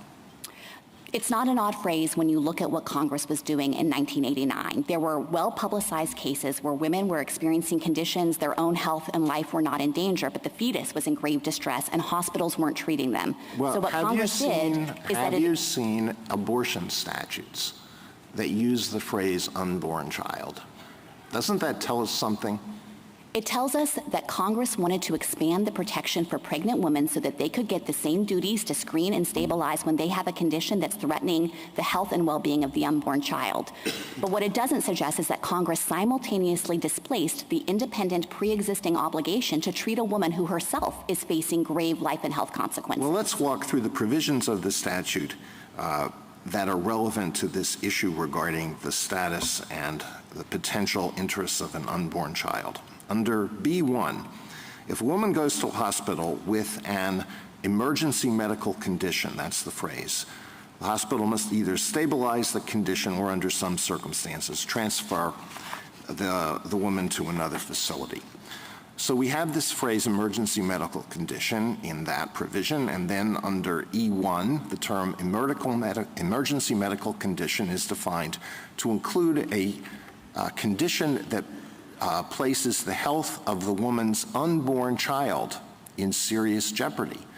So in that situation, the hospital must stabilize the threat to the unborn child. And it seems that the plain meaning is that the hospital must try to eliminate any immediate threat to the child. But performing an abortion is antithetical to that duty. But in a circumstance... You go so far as to say that the statute is clear in your favor. I don't know how you can say that in light of those provisions that I've just read to you. The statute did nothing to displace the woman herself as an individual with an emergency medical condition when her life is in danger, when her health is in danger. That stabilization obligation equally runs to her and makes clear that the hospital has to give her necessary stabilizing treatment. And in many of the cases you're thinking about, there is no possible way to stabilize the unborn child because the fetus is sufficiently before viability that it's inevitable that the pregnancy is going to be lost. But Idaho would deny women treatment in that circumstance, even though it's senseless. Doesn't what I've read to you show that the statute imposes on the hospital a duty to the woman, certainly, and also a duty to the child? And it doesn't tell the hospital how it is to adjudicate conflicts between those interests, and it leaves that to state law. Now, most of your argument today has been dedicated to the proposition that the Idaho law is a bad law, and that may well be the case. But what you're asking us to do is to construe this statute that was enacted back during the Reagan administration and signed by President Reagan to mean that there's an obligation under certain circumstances to perform an abortion, even if doing that is a violation of state law. If Congress had wanted to displace protections for pregnant women who are in danger of losing their own lives or their health, then it could have redefined the statute so that the fetus itself is an individual with an emergency medical condition. But that's not how Congress structured this. Instead, it put the protection in to expand protection for the pregnant woman. The duties still run to her, and in a situation where her own life and health is gravely endangered, then in that situation, EMTALA is clear. It says the hospital has to offer her stabilizing treatment, and she doesn't have to accept it. These are tragic circumstances, and many women want to do whatever they can to save that pregnancy, but the statute protects her and gives her that choice. The only way you try to get out of the statutory interpretation that I just posited is by focusing on the term individual.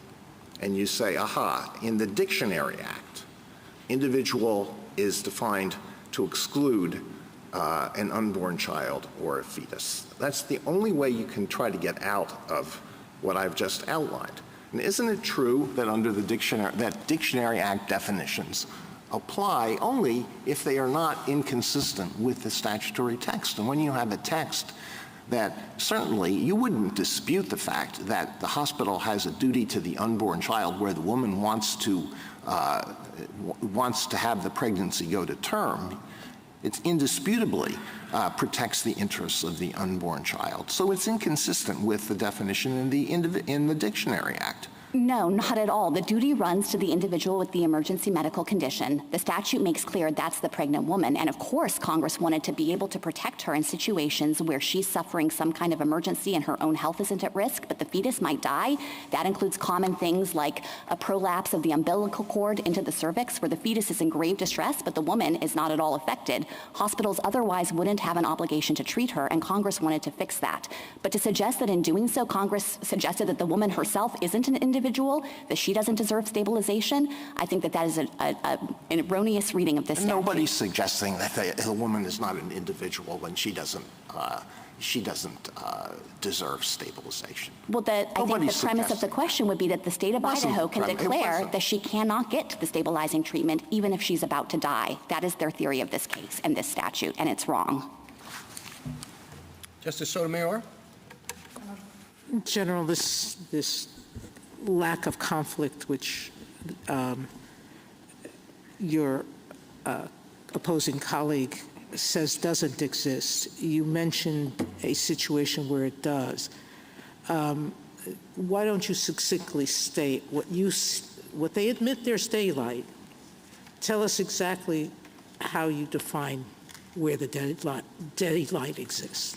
The daylight, as I see it, exists on two dimensions. They think that doctors can only provide stabilizing care when the woman is facing death. And we think, no, you can take into account things like kidney failure, the risk of a seizure, and lifelong neurological impacts based on that. Well, they said the recent decision of the Oregon court says you don't need death to be imminent or immediate, I think is the word they used, if I'm not So what the Idaho Supreme Court said in that decision is that there's no particular level of imminency and no certain % chance requirement, but what the court couldn't do is turn away from the language requiring the type of harm to exclusively be death, and also the inherent concept of necessity requiring some degree of imminence. It's true that it's a subjective standard under Idaho law, and the court made that clear, but what the Idaho Supreme Court also said is prosecutors are free to come in and have other medical experts second-guess doctors' decisions by saying, maybe you didn't subjectively think she really needed it as necessary to prevent death because, look, her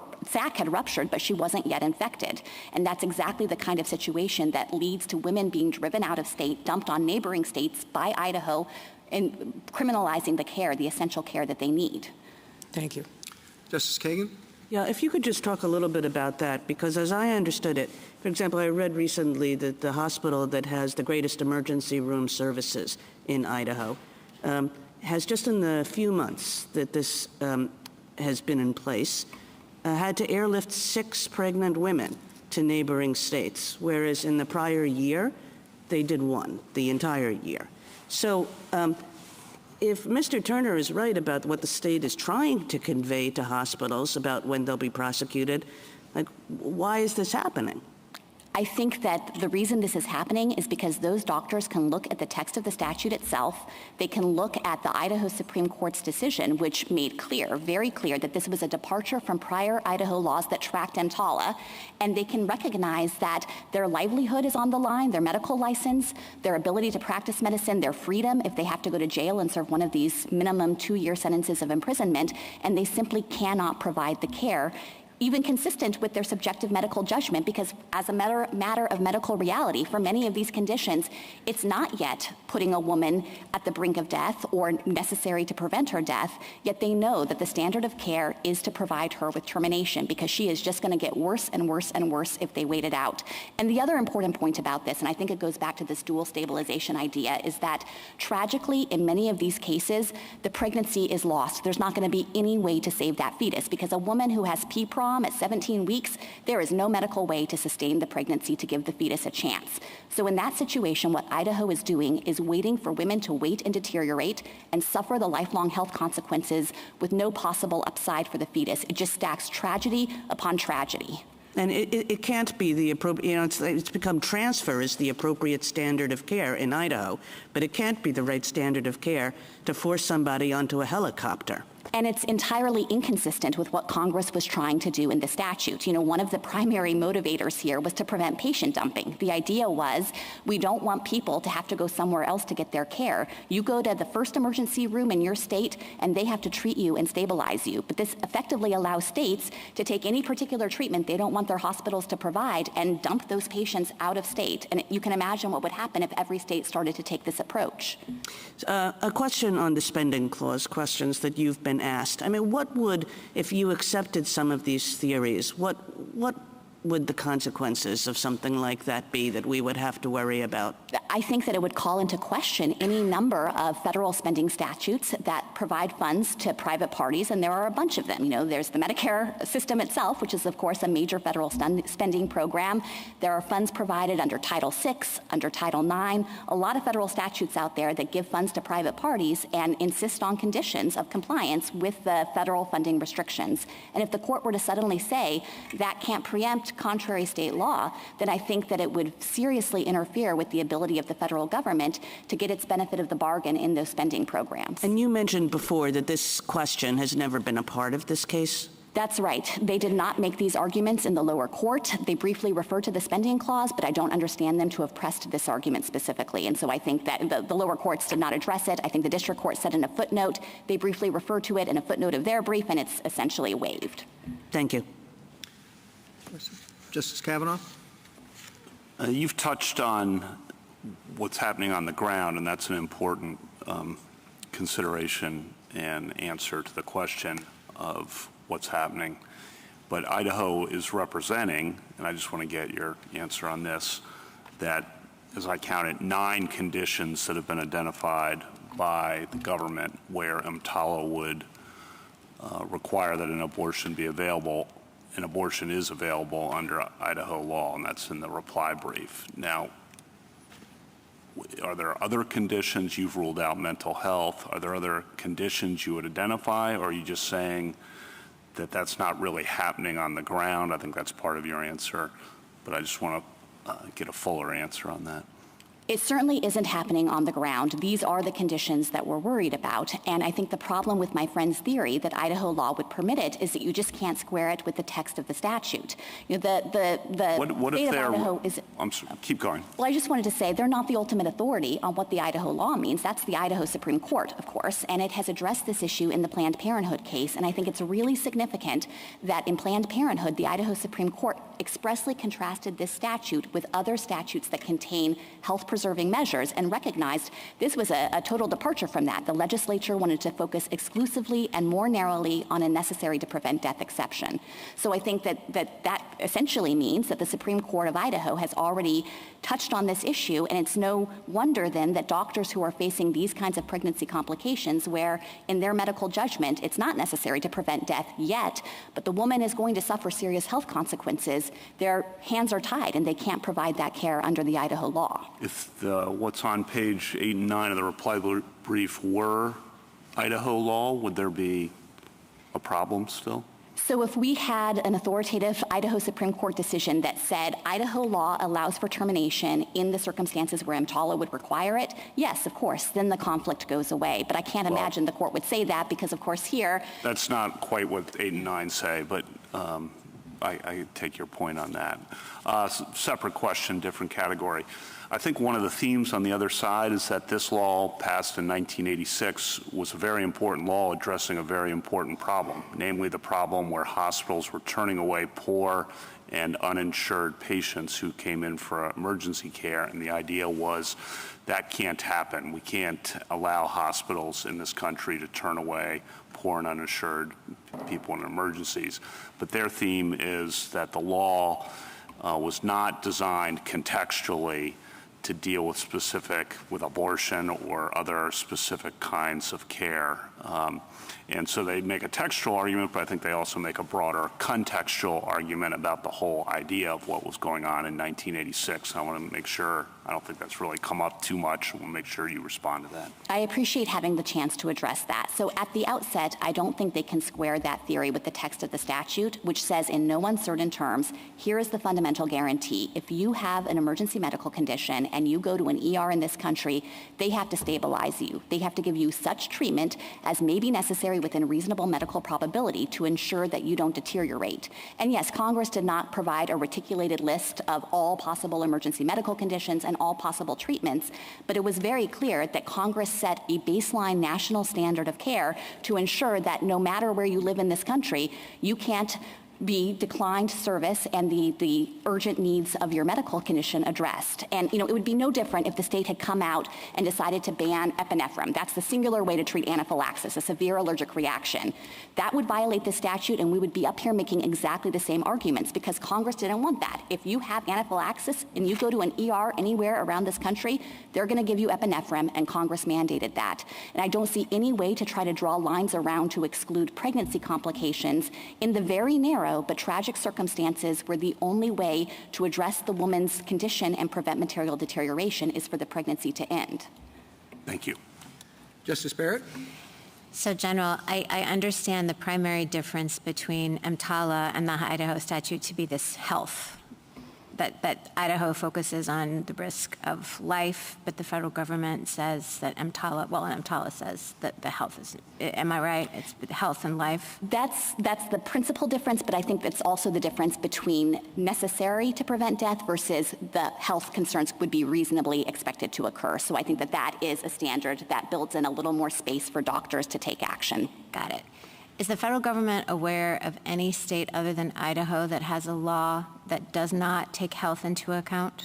There are 6 other states that have severe abortion restrictions without a health exception. So I think that those are the primary category of states we're concerned about here. Thank you. I should make clear that there are some pending judicial challenges in those states, and so their laws are not always enforceable or in effect right now.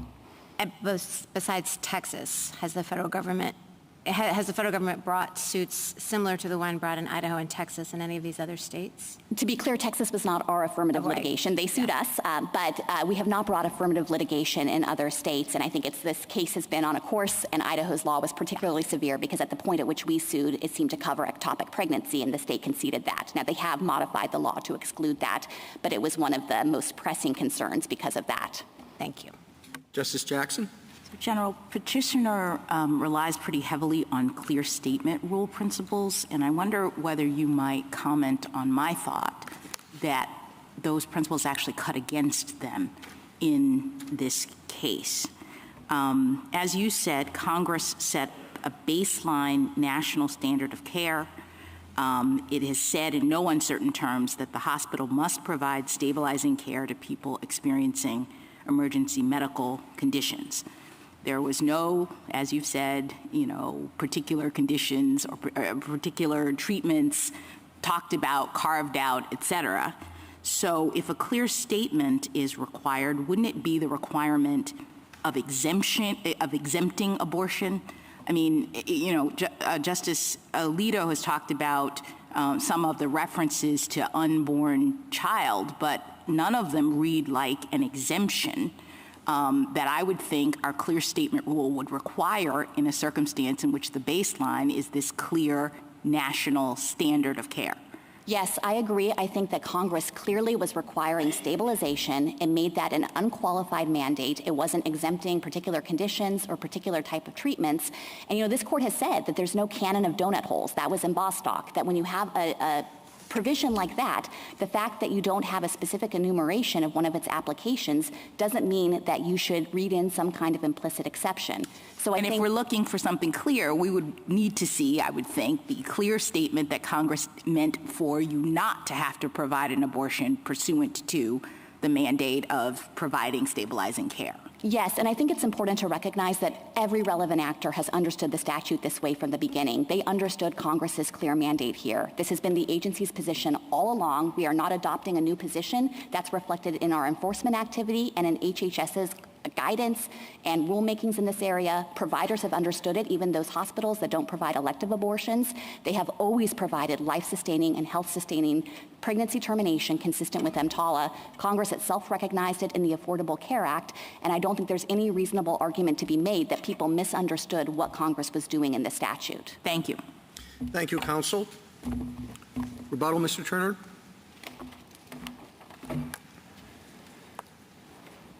Thank you, Your Honors. EMTALA takes state law practice of medicine standards as it finds them. As Justice Gorsuch noted, that's what Section 1395 says.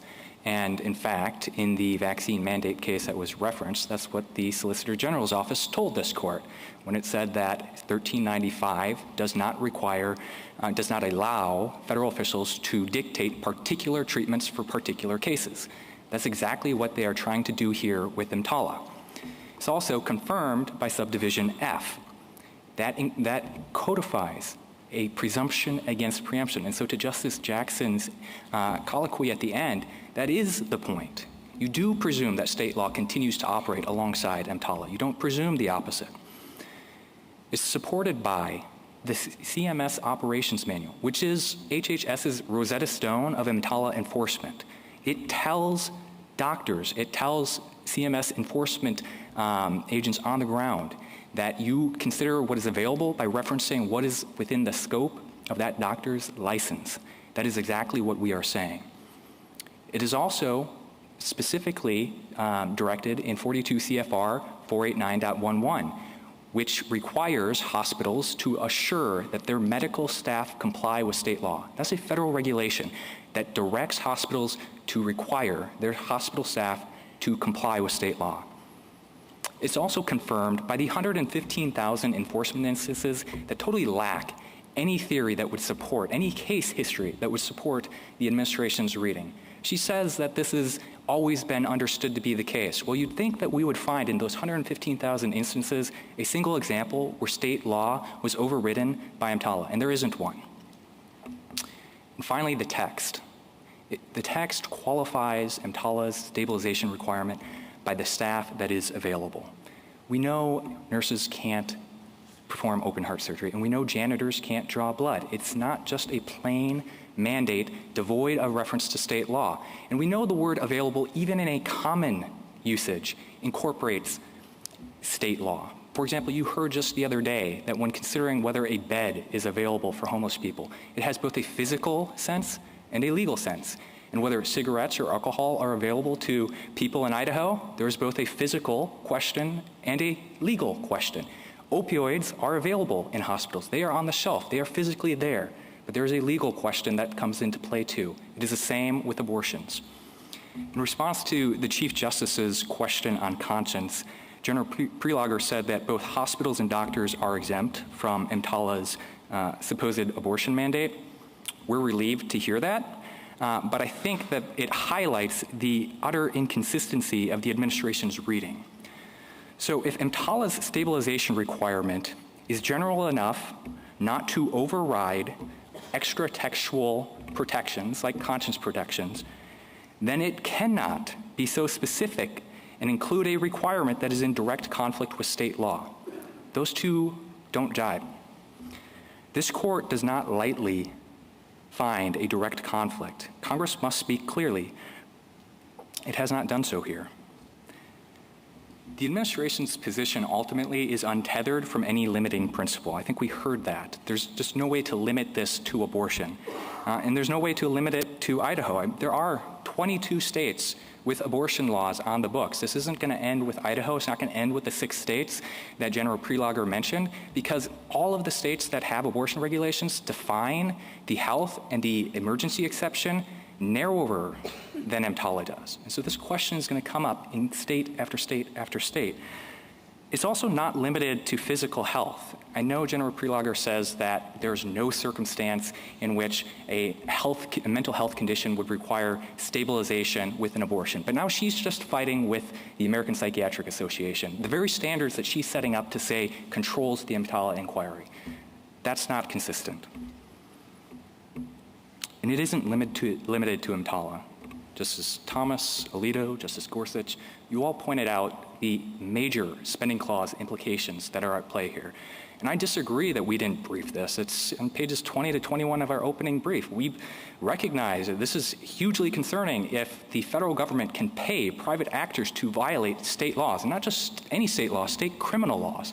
The implications of that are vast. It leaves the federal government unbound by enumerated powers. And I think General Prelogar admitted that. The court doesn't have to answer that question on our reading. It does on theirs. Thank you, counsel. The case is submitted.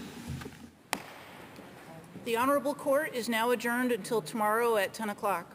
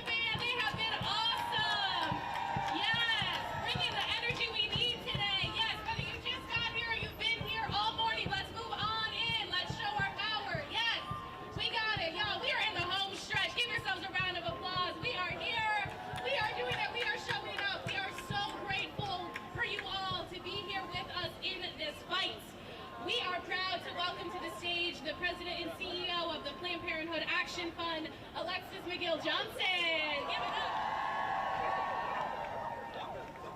Woo! When I say abortion is health care, I say abortion is abortion is abortion is and yet there are people now arguing about passing laws to let us die. Come on, y'all.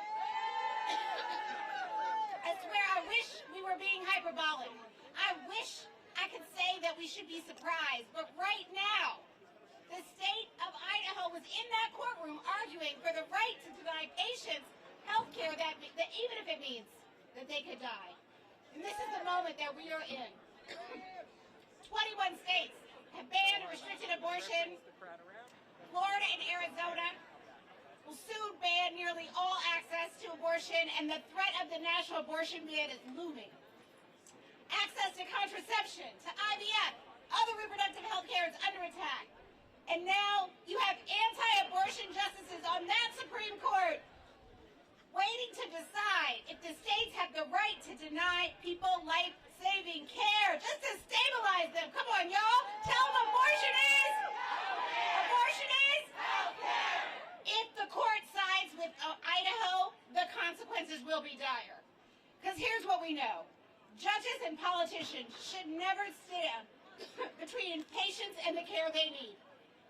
Patients like Tanya from California, her water broke when she was out shopping at only 17 weeks pregnant. She rushed to the nearest hospital where doctors told her the heartbreaking news that her baby was not going to make it. They quickly gave her the abortion care that she needed to save her life. That care had been delayed or denied. She could have died. All people, everybody, all of us, should be able to walk into an emergency room, should be able to walk in with the expectation that you are going to receive the life-saving care that you need. That a provider should not be calling a lawyer, should not be calling up to an administrator. They should be able to make the best decision for the care in that moment based on what you need. Right? Because abortion is. But our opponents think that they know better than the doctors. They think they know better than us. They truly do not trust us. They truly must hate us to believe that they should be able to decide every aspect of our lives. They are paying for power and control over our bodies, our futures, and our lives, not just for today, but tomorrow and for the next generation, and they will not stop until we stop them. We're here to tell them that abortion is. Abortion is. We are in this moment, but we have the momentum. Never forget that. No matter what the court decides, this movement will not back down. We're going to keep fighting strong every day for every patient. We're going to keep marching and shouting and telling our stories because our lives are literally on the line until they understand that abortion is. Abortion is. We will not stop. We will not be done. And now I have the incredible honor and privilege to introduce one of the baddest leaders of all time in the reproductive rights movements, the President and CEO of the National Women's Law Center, Fatima Graves.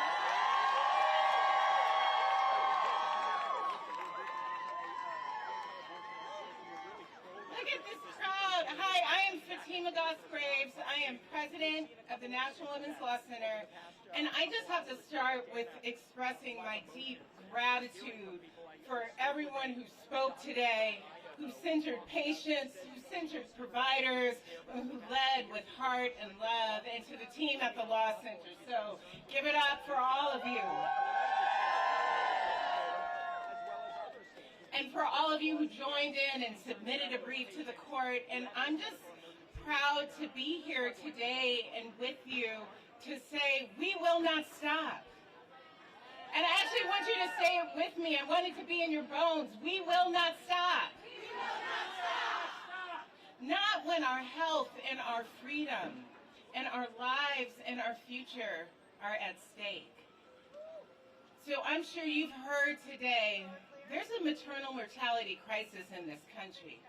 We're in a situation where Black folks are dying, where Latinx folks are dying, where Indigenous people are dying, and dying from pregnancy-related causes each and every day.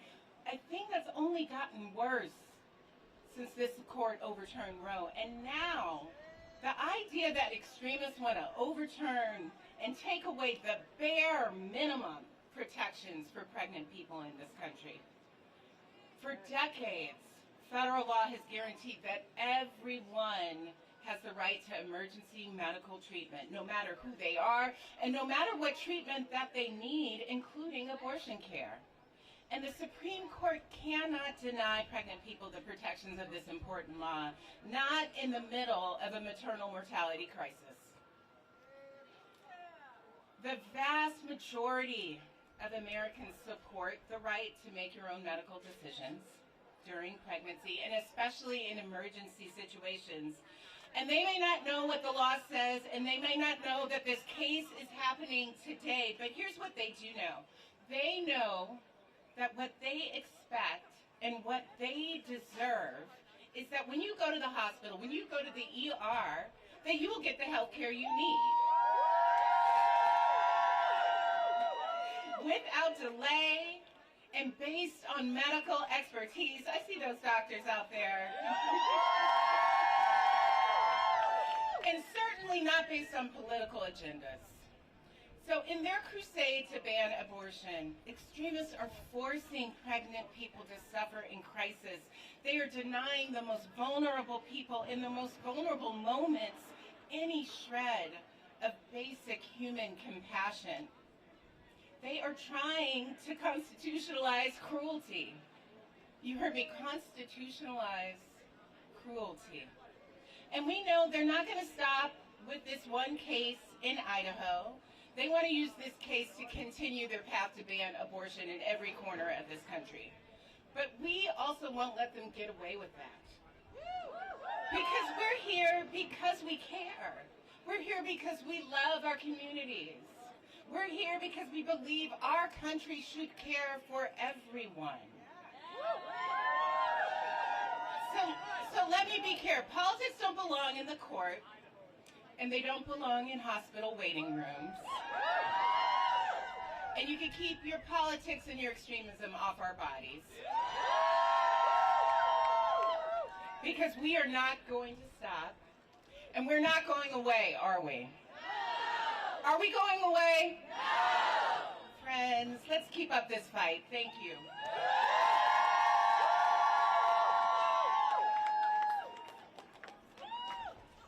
Let's give it up one more time for Fatima Graves. Y'all, it is so important for us to keep showing up and showing out. Keep sharing our stories. We keep this community we have here today, okay? We know the fight does not stop here, like Fatima said. It goes beyond today, and we need y'all in this fight with us always, okay? So shameless plug right now. Take out your phone, text abortion to 32434 to get access to our Abortion Always Hub to plug into this fight deeper, okay? And as a member of our comms team, I would be remiss if I didn't mention you can get all the latest info by following us, National Women's Law Center, on Instagram, Twitter, TikTok. Subscribe to our podcast, Hearsay, hear from yours truly. Do it all, we've got it. Stay in touch with us. We are so, so grateful y'all have spent your day with us here today. It is powers in numbers. Give yourselves a big shout out right here. The sun is shining.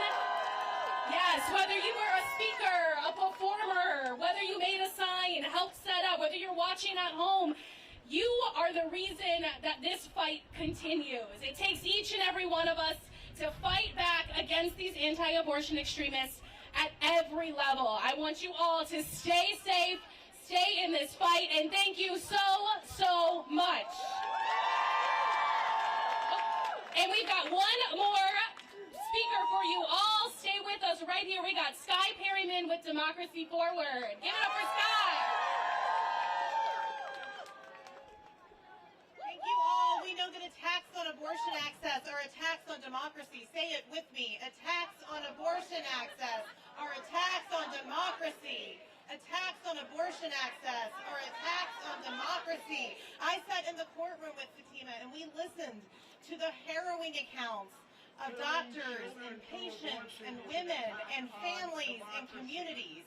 And yes, we're going to be louder, so let's say it. Attacks on abortion access or attacks on democracy. We listen to accounts of women having to be life-flighted out of Idaho. How is that any type of life or health-saving effort? This is a terrible situation. We heard 2 hours of oral arguments with extremists trying to deprive people of their very essential health care in deep and tragic circumstances. Attacks on abortion access or attacks on democracy. Say that with me. Attacks on abortion access or attacks on democracy. But all I could think about when listening to the argument were the words of Fannie Lou Hamer, who said, I am sick and tired of being sick and tired. Say that with me. I am sick and tired of being sick and tired. And we are sick and tired of having to go to the court to beg for basic essential health care for people and families and communities in this country. I am sick and tired of being sick and tired. Say it again. I am sick and tired of being sick and tired. And we are going to win because, as Fatima said, the vast majority of people in this country support justice, support health care, support being there for their neighbor in a time of need, support families, support communities, and yes, the vast majority of people in this country support reproductive health care access and abortion access.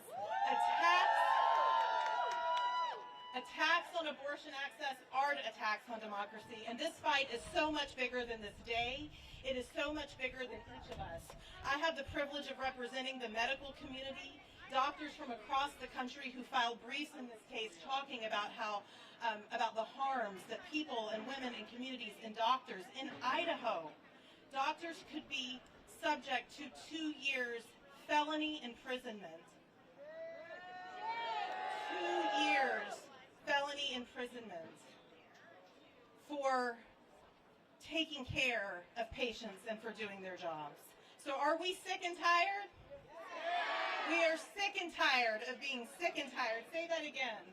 Sick and tired of being sick and tired, and we're going to win. So thank you for being here. Thank you for your fight for our democracy, your fight for women, your fight for families, your fight for communities. Thank you.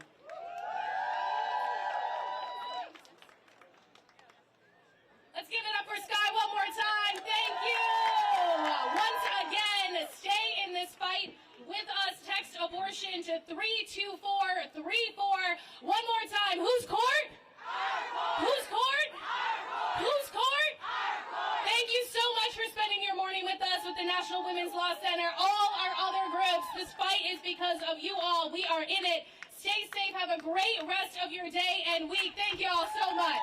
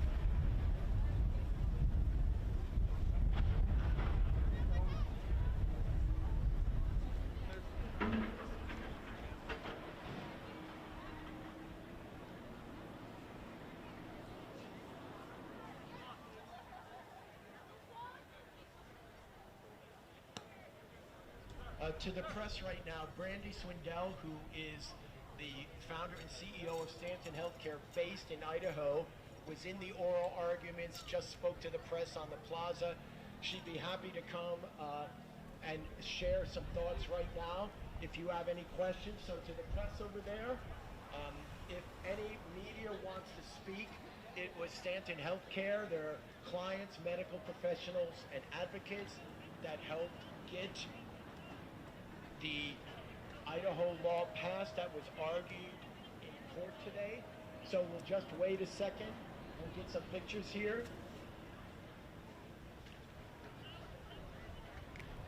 So the Defense of Life Act came about through the clients and the women of Idaho, the medical staff, and the advocates.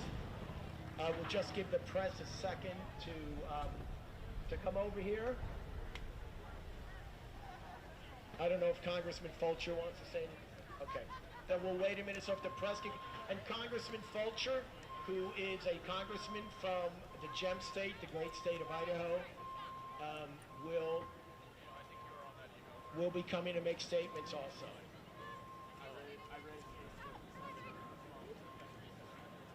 So Brandy, give up.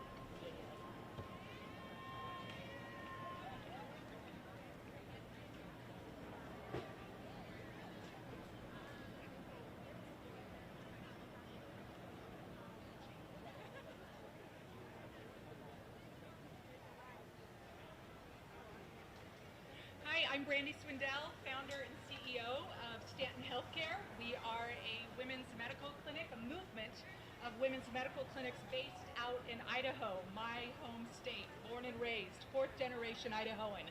So I've been working for almost 30 years in the state of Idaho to pass really good pro-woman, pro-human rights pieces of legislation that protect women and children in the state of Idaho.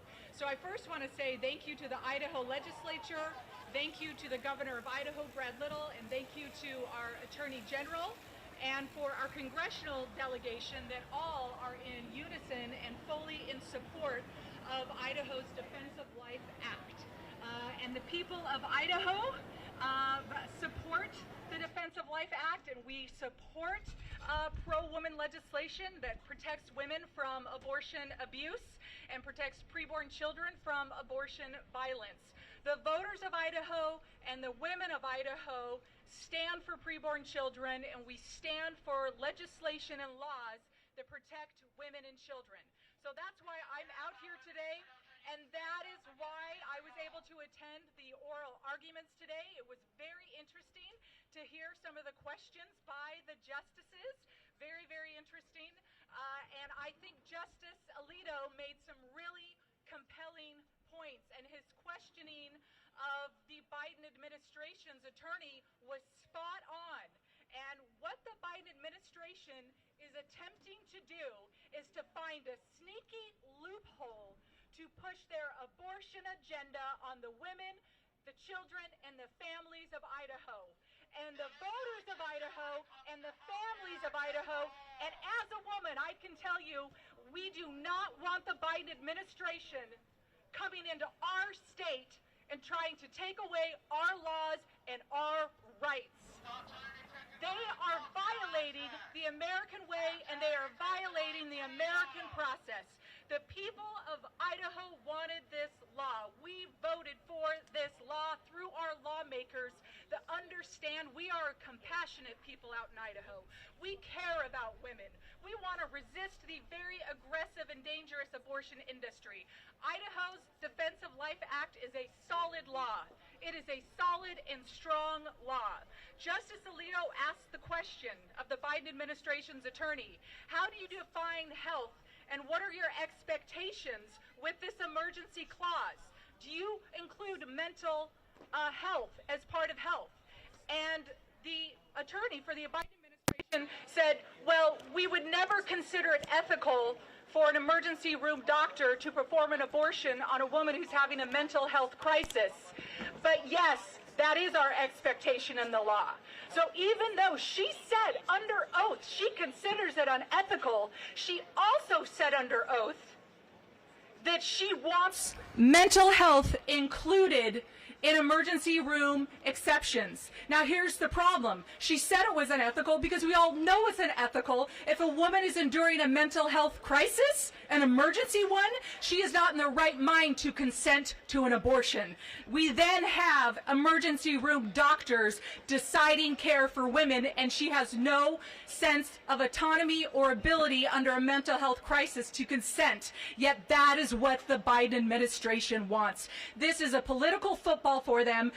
They showed their cards very clearly under oath that this is not about women, this is not about women's health, but this is about taking away states' rights and telling the people of Idaho what they can and cannot do when it comes in regards to health care. And that is wrong. Again, I'm Brandy Swindell for the media out there, B-R-A-N-D-I.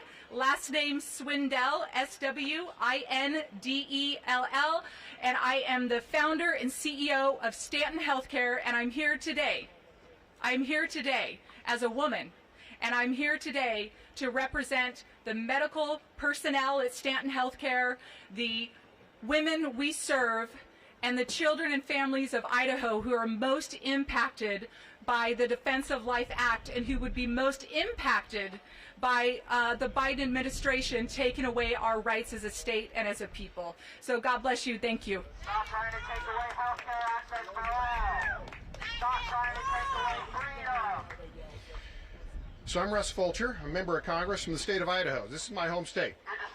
And one of the things that we do on a daily basis in Washington, D.C. is we fight government overreach of one form or another. And today is no exception to that. That's what this is all about. This is about a policy that the administration is trying to drive to their ideological end. No more, no less. This time, the basis for their argument in challenging Idaho's Defense of Life Act is EMTALA, Emergency Medical Treatment and Active Labor Act. There's a few problems with that, though. EMTALA doesn't mention abortion at all. It's all about providing access and guaranteeing access to pregnant women and in active labor in emergency rooms. This is about government overreach. And so 2022, when this court reversed the Roe v. Wade decision, that placed the issue within the boundaries of the states. And Idaho embraced its responsibility. This is not the responsibility for HHS or the administration or any other agency to engage with and try to override what states do. But yet there's what we are dealing with right now. So the Idaho legislature acted, they upheld their responsibility, and now their decision needs to be upheld by this court. I was part of the oral arguments today and just witnessing that. And so our hope, our prayer is that the court will once again do the right thing and leave this responsibility with the states. Thank you.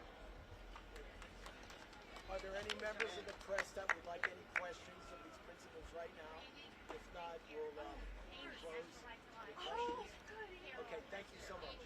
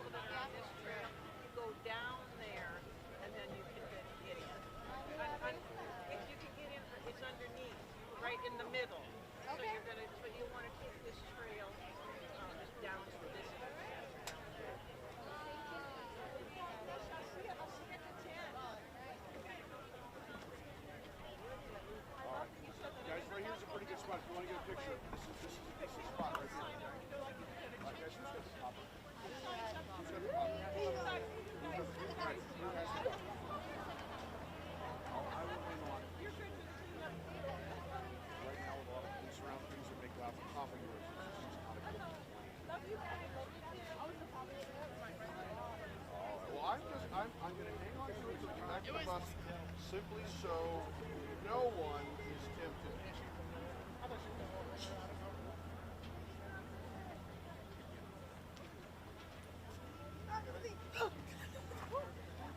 Guys, careful.